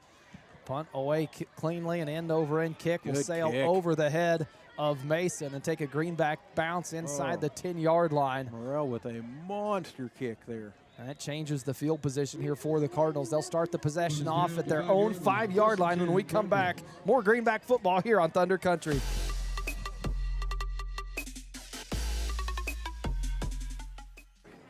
Sports fan looking for a great place to grab a bite to eat? Look no further than Legends Cafe, located in Pratt, Kansas on Highway 54.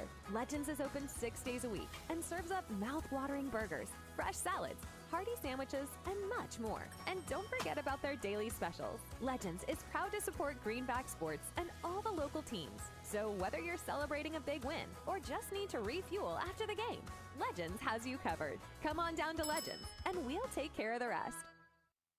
At Timish Electric, we light up your world with reliable and efficient electrical services. Our team of skilled and certified electricians is dedicated to providing top-notch service for all your electrical needs. From residential, commercial, or industrial needs, we ensure your electrical systems are safe, reliable, and up to code. Contact us today at 620-672-9334 to schedule a consultation. Timish Electric, proudly serving Pratt and the surrounding areas' electrical needs for over 25 years. Welcome back. Fourth quarter action here in Hoisington, Kansas. 6:31 to go, and after the booming punt by Arlie Morrell, it sets up the Cardinals deep in their own territory. Be 1st and 5 after a penalty to start that drive off, and a pile of Greenbacks trying to bring him down. They're going to let him go. A new ball carrier in here for the Cardinals is Gabe Pawlowski, the carry. Saw him come on for that extra point in the absence of Morales, their last score. The ball carrier that time, his first of the night. Yeah, if you're Hoisington at this point, you're content to let the second string carry the football so you don't tear a knee up or something and lose a player for the rest of the season.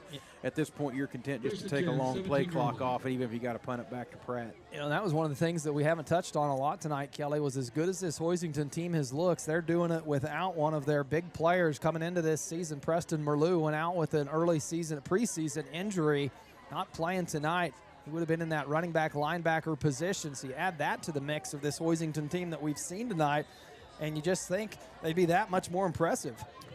They've got themselves a good team here, and you know, we'll see if Pratt can take some positives out of this in the last 5 or 6 minutes here.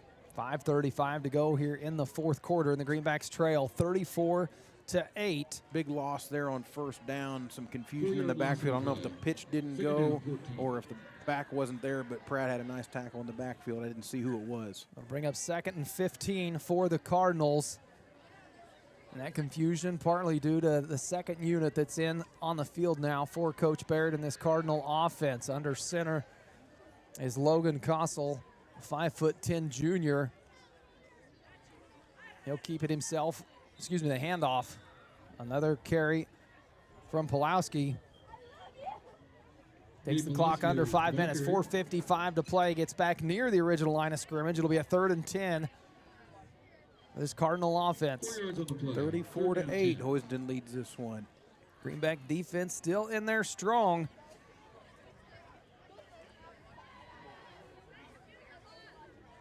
Cardinals split a man out wide in Leighton Britt. Looking at a 3rd and 10. Strong out on the lone coverage. Hoisington making sure they eat up the full play clock. That's just good clock management on their part. Wait for that to get under 5 for the snap. Here it comes. And they go left side, tackled early in the backfield. Nowhere to go. It'll be 4th and 10. A punting situation as the unit comes out for Coach Baird. Well, with 4 minutes left in the game, Pratt High's offense is going to get another chance here and see if they can't score a touchdown and leave here with a little bit of a positive at the end of this game. Oh, and you can just feel the energy in this stadium has just, the level has gone down considerably from what it was earlier. The atmosphere here was as good as you could get in week 1, a rival opponent in the Cardinals. But it's going to be the Cardinals that are going to take this one and ride that momentum into week 2. Just a matter of what the final score will be at this point. 34-8. Cardinals on top as they're set to punt it away deep in their own territory. Punt off the side of the leg, going to land at the 35 and take a couple bounces before it's eventually down. It'll be Greenback ball when we come back here on Thunder Country.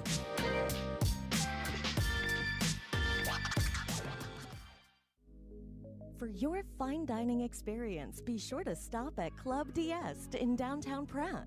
Western Kansas's premier steakhouse for over 50 years. They'll serve you the best with their friendly, attentive staff and home-cooked meal you desire. Also offering a full range of entertainment with live music and karaoke weekend nights. So come for food and stay for fun at Club D'Est in downtown Pratt. Open 7 nights a week. This is Chris with Car Auction Real Estate. We've been proudly moving assets since 1965, with locations in Pratt and Larned servicing the surrounding counties. Jamie here with Car Auction and Real Estate. While our marketing strategies clearly stand out, we stand strong on our principles of integrity, transparency, and reputation in our industry. Whether it be buying, selling, auction, or appraisal needs, look us up online at carauction.com. Good luck and go Greenbacks. Well, welcome back, fourth quarter, and the biggest play we've seen in quite some time from the Greenback offense as we were coming out of break. A deep ball from Poor down the sideline. A pickup of 25 yards. You know who caught that? Went down the far sideline. I thought it was DeMuth, yeah. DeMuth on the catch, and the Greenbacks a chance to score inside the 10-yard line. Ball spotted on the 5. Give to Liggett, goes left side, stretched the ball out, the ball came out. Cardinals look like they've got it. Liggett trying to reach for the end zone. He was just a little too far out to reach for it. He was closer than what he was. It looked like he was only back to the line of scrimmage and then started that reach. And the Cardinals took advantage of it. They saw that ball come out, snatched it right out of his arms. So it looked like was an opportunity for the Greenbacks to score and cut into this lead. It's the Cardinals that come away with it and just keep piling on. 34-8, 2:54 left in this game. Hoisington takes back over at their own 5-yard line. I think they have their second group in there, it looks like. I think it was their second group on defense. And that's what we saw the last offensive possession was the second squad. As once again, it is Logan Kossel under center for the Cardinals, trying to get them out of their own territory. Give right side, 3-yard pickup before he brought down. Catch who that is. It's no longer Brian or Morales in the backfield. Looked like Dexter Klug, a 5'9" freshman, getting some carries early on in the season. 2:39 to play in this fourth quarter. 5 yards on the play. It's the Cardinals that are going to come away with this win. 34-8 is your score now, but there's 2.5 minutes left to see if that can change any. Greenback defense trying to keep any more points off the board.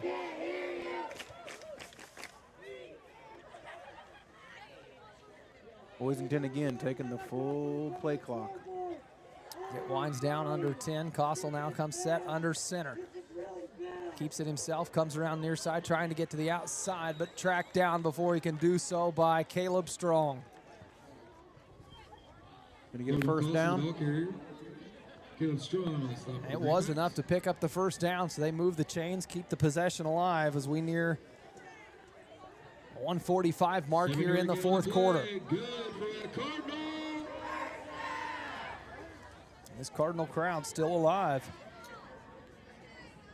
Picking up a big Week 1 win here at home against one of their biggest opponents on their schedule and the rival that is the Pratt Greenbacks. And I hate to say it, it's the first week of the season, and there's a lot of season left. But I mean, this game here, a lot of the league title the last few years has rode on the Pratt Hoisington victory, and whoever wins this game is really in the driver's seat for that. The league title's a little different now, where you don't get to play a lot of league teams, but if you go undefeated in your league games, I think Pratt only has 3. You are considered a league champion. There can be multiple, but losing a league game certainly doesn't put you in a position to claim that title. Well, that was something Coach Holting talked about in our midweek interview, was that the league title traditionally goes through one of these two teams, and right now Hoisington has put them in position for that league title.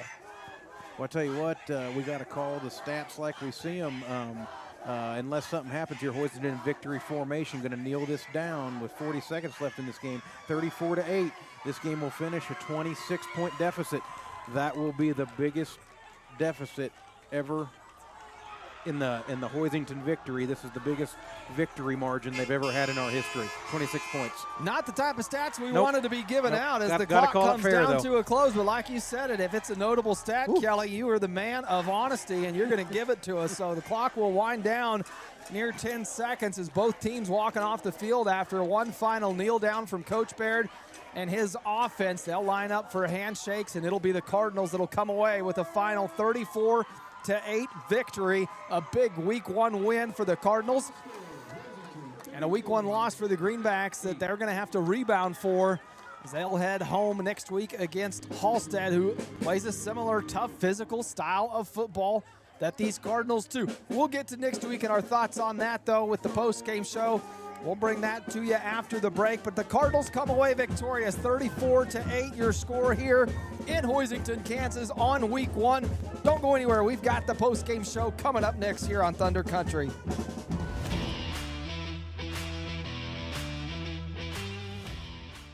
It's a fact. A custom cow mineral does not have to cost more. Actually, it might be just what you need to improve your cow herd. The friendly and helpful professionals at Extra Factors and Pratt are available to sit down and discuss your operations needs and goals. From custom protein supplements and liquid protein to bulk commodities and possible mineral formulation. Find it all at Extra Factors. Call 620-672-5616 and speak with Levi Macbeth for all your nutritional needs. Extra Factors. We put the extra into cattle nutrition. Welcome to Humble Pie, where every day starts with the freshest ingredients. Our secret here is a perfectly blended pizza sauce. That's the heart of every pizza. From farm to table, our pizzas are topped with the freshest veggies. Along with our commitment to quality means fresh dough made daily for that perfect crust. And you won't want to miss out on the daily specials at Humble Pie.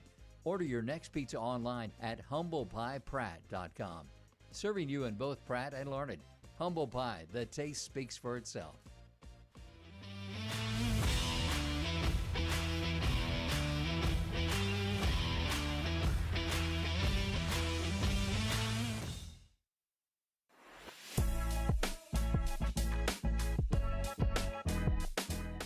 Escape into your ultimate outdoor getaway with the help of Uni Landscapes, your local full-service landscape design and construction company specializing in landscapes, hardscapes, patios, sprinkler systems, water features, and snow removal services. They create your dream space by incorporating design elements unique to you and your family. Uni Landscapes serves Pratt and the surrounding area and is open Monday through Friday. Call 620-672-3301 to transform your outdoor space today. Visit Pratt in the City of Pratt are proud supporters of all of our local athletes. Whether your favorite athlete is in a Greenback uniform or playing Pratt Rec games, we know you love local sports. From live music to seasonal events, there's always something happening right here in Pratt. Coming to Pratt this September is the annual Oktoberfest, the Beatles tribute band Liverpool Legends, and the C-Spot Run 5K. Stay connected and find out what's coming up next by following Visit Pratt on Facebook or Instagram. Let's go, Greenbacks!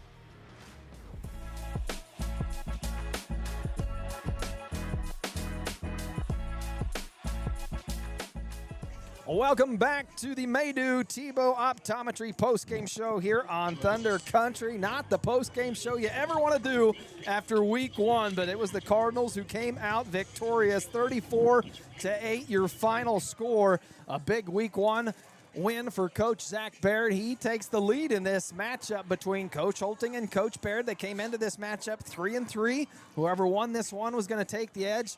And so Coach Baird now 4-3 against Coach Holting in Coach Holting's 7th year here for the Greenbacks. Let's dive into the game a little bit, though, Kelly. Is the way it started is not the way it ended. We came into this game with a lot of questions, a lot of assumptions, a lot of things that we needed to see or we wanted to see or we hoped that we would see, and I felt like we saw some of those. We had some questions answered, but I think you leave this game still with some questions about this Greenback team. Early on, though, the Greenback offense on fire. It was the explosiveness we thought we'd see. We saw the big plays from Liggett. We saw Liggett to Morrell for the first touchdown, and off the bat thought, okay, this is going to be like it's been in the years past in this Cardinal-Greenback matchup where the Greenbacks have came away victorious. Then things settled down a little bit. After that first touchdown from the Greenbacks, it was the Cardinals that would go on to rattle off 34 unanswered points. It felt like they made some adjustments that the Greenbacks, and not necessarily, I don't know if I'd say it was adjustments. They just settled in and maybe rose the intensity a little bit and just decided we're going to be more physical and cause you trouble and not let you do those big play, those things that have created those big plays. And, you know, Hoisington did a really good job as far as when they got the ball, unless they kind of stopped themselves a couple times, they got points out of a lot of their possessions. And so they didn't have a lot of quick 3-and-outs to give the ball back to Pratt to where Pratt could get into the flow of their offense. You know, we talked about how blistering the Pratt offense looked on that first drive. I mean, Liggett was ripping off runs, a shoestring away from breaking a touchdown. We're throwing the ball. We get in the end zone after holding them, and you instantly go to hey, we had some questions around what's a kind of a rebuilding year in a way for Pratt. We didn't bring back a lot of starters from last year. I think the write-up said 3 on offense and maybe 5 on defense. Obviously, there's a one variance either way for people who maybe started some and didn't.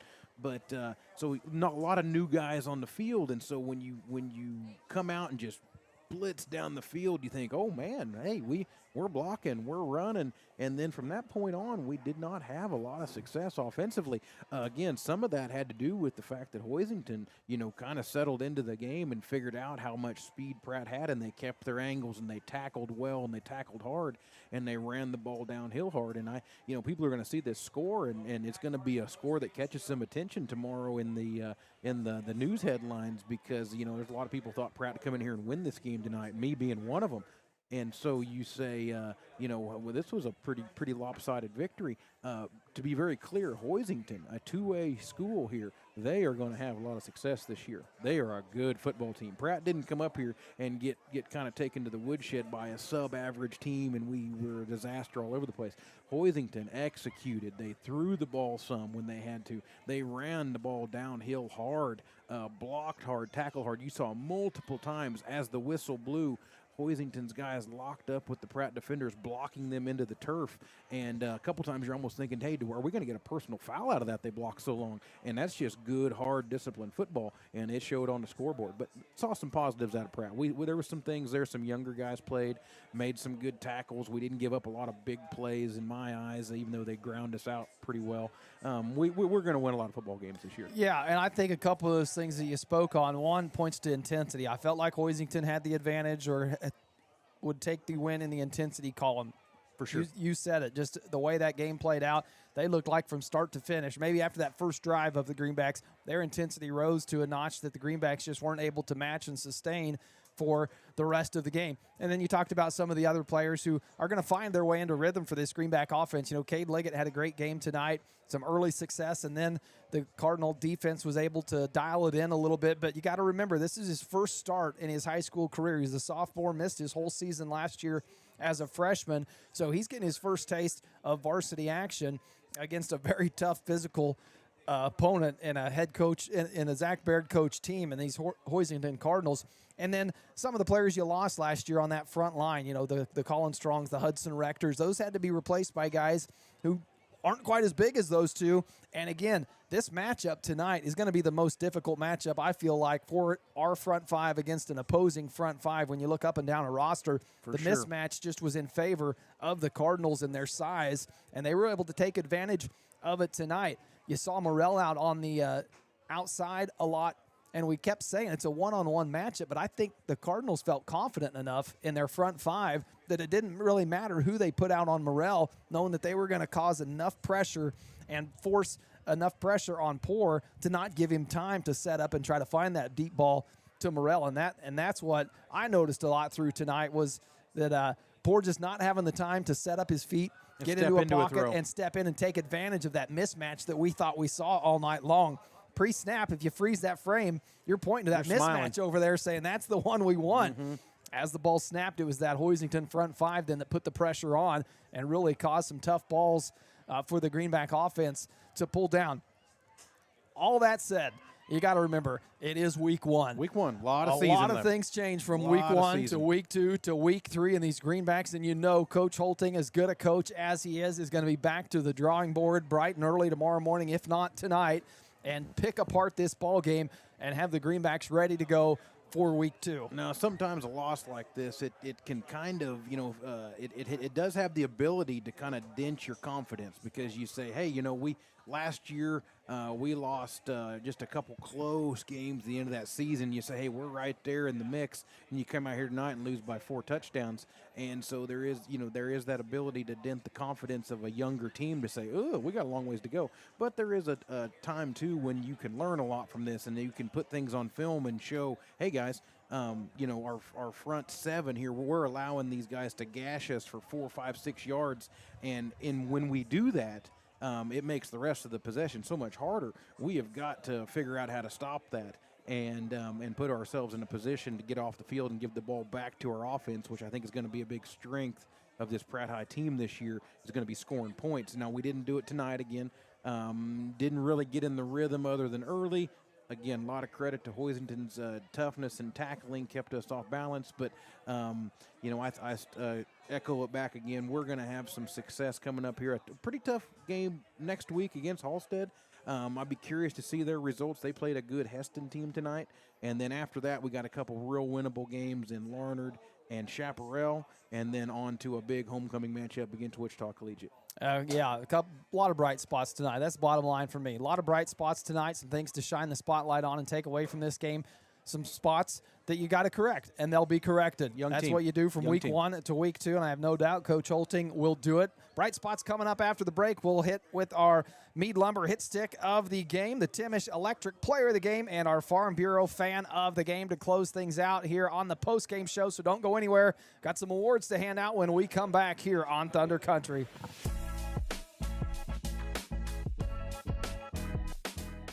Escape into your ultimate outdoor getaway with the help of Uni Landscapes, your local full-service landscape design and construction company specializing in landscapes, hardscapes, patios, sprinkler systems, water features, and snow removal services. They create your dream space by incorporating design elements unique to you and your family. Uni Landscapes serves Pratt and the surrounding area and is open Monday through Friday. Call 620-672-3301 to transform your outdoor space today. Visit Pratt in the city of Pratt are proud supporters of all of our local athletes. Whether your favorite athlete is in a Greenback uniform or playing Pratt rec games, we know you love local sports. From live music to seasonal events, there's always something happening right here in Pratt. Coming to Pratt this September is the annual Oktoberfest, the Beatles tribute band Liverpool Legends, and the C-Spot Run 5K. Stay connected and find out what's coming up next by following Visit Pratt on Facebook or Instagram. Let's go, Greenbacks! Welcome back to the Maydew TiVo Optometry postgame show as we wrap things up here from Hoisington, Kansas. But before we do, some awards to hand out. The Mead Lumber hit stick of the game, the Timish Electric player of the game, and the Farm Bureau fan of the game. Let's start with the Mead Lumber hit stick of the game. And early on in this ball game, first quarter, I believe, Kyler Barker delivering a hit on the defense from that middle linebacker position. Be curious to see if Coach Holting always matches up with our predictions when he hands out the hit stick of the week. But for tonight, our Mead Lumber hit stick of the night goes to Kyler Barker. Timish Electric player of the game. This one we had some debate on, but I felt like Cade Liggett really shined. His first game as a varsity player, first game in his high school career after missing last season, stepping foot on a high school varsity football field tonight. Didn't back down from anything. Had some big plays, delivered the lone touchdown pass to Arlie Morrell to start this scoring off for the Greenbacks. Player of the game goes to Cade Liggett. Congratulations there. And time for the Farm Bureau fan of the game. This one, you wouldn't see it if you were here probably, or definitely not on the live stream. That's because these guys were providing the live stream for you. On top of the press box had some middle schoolers, Cole McAllister and Shay Simon running the camera for you tonight. They'll take home our Farm Bureau fan of the game. So appreciate those guys for helping us out. We've got quite the setup here behind the scenes here at Hoisington, Kansas. It looks like we could launch a spaceship from here. Everything we've got set up in this press box. So thanks to those two up top running the show. For all you people who couldn't make the trip out here and decided to tune in on the YouTube channel and watch it, we appreciate it. However you chose to tune in tonight, whether it was via YouTube or Thunder Country on the radio dial or on their app, we appreciate it. We want to say thank you to all our fans, the sponsors, and the players and coaches out there on the field. We'll be back week 2 against Halstead, a home game for the Greenbacks. Home opener. So make sure you come out and support the Greenbacks. And that'll do it for us here in Hoisington, Kansas. I've been Cody Eastis alongside Kelly Simon. Once a Greenback, always a Greenback. See you next week. Exceptional dentistry, right in your neighborhood. At Pratt Family Dental, Dr. Carson Hopkins and Dr. Stephen Coons are here to keep your smile healthy and bright. From routine cleanings to advanced care, our team has the expertise and technology to handle all your dental needs with comfort and confidence. Because at Pratt Family Dental, it's not just about teeth, it's about family, trust, and smiles that last a lifetime. Call today to schedule your appointment with Dr. Hopkins or Dr. Coons. Pratt Family Dental, where exceptional care meets friendly faces.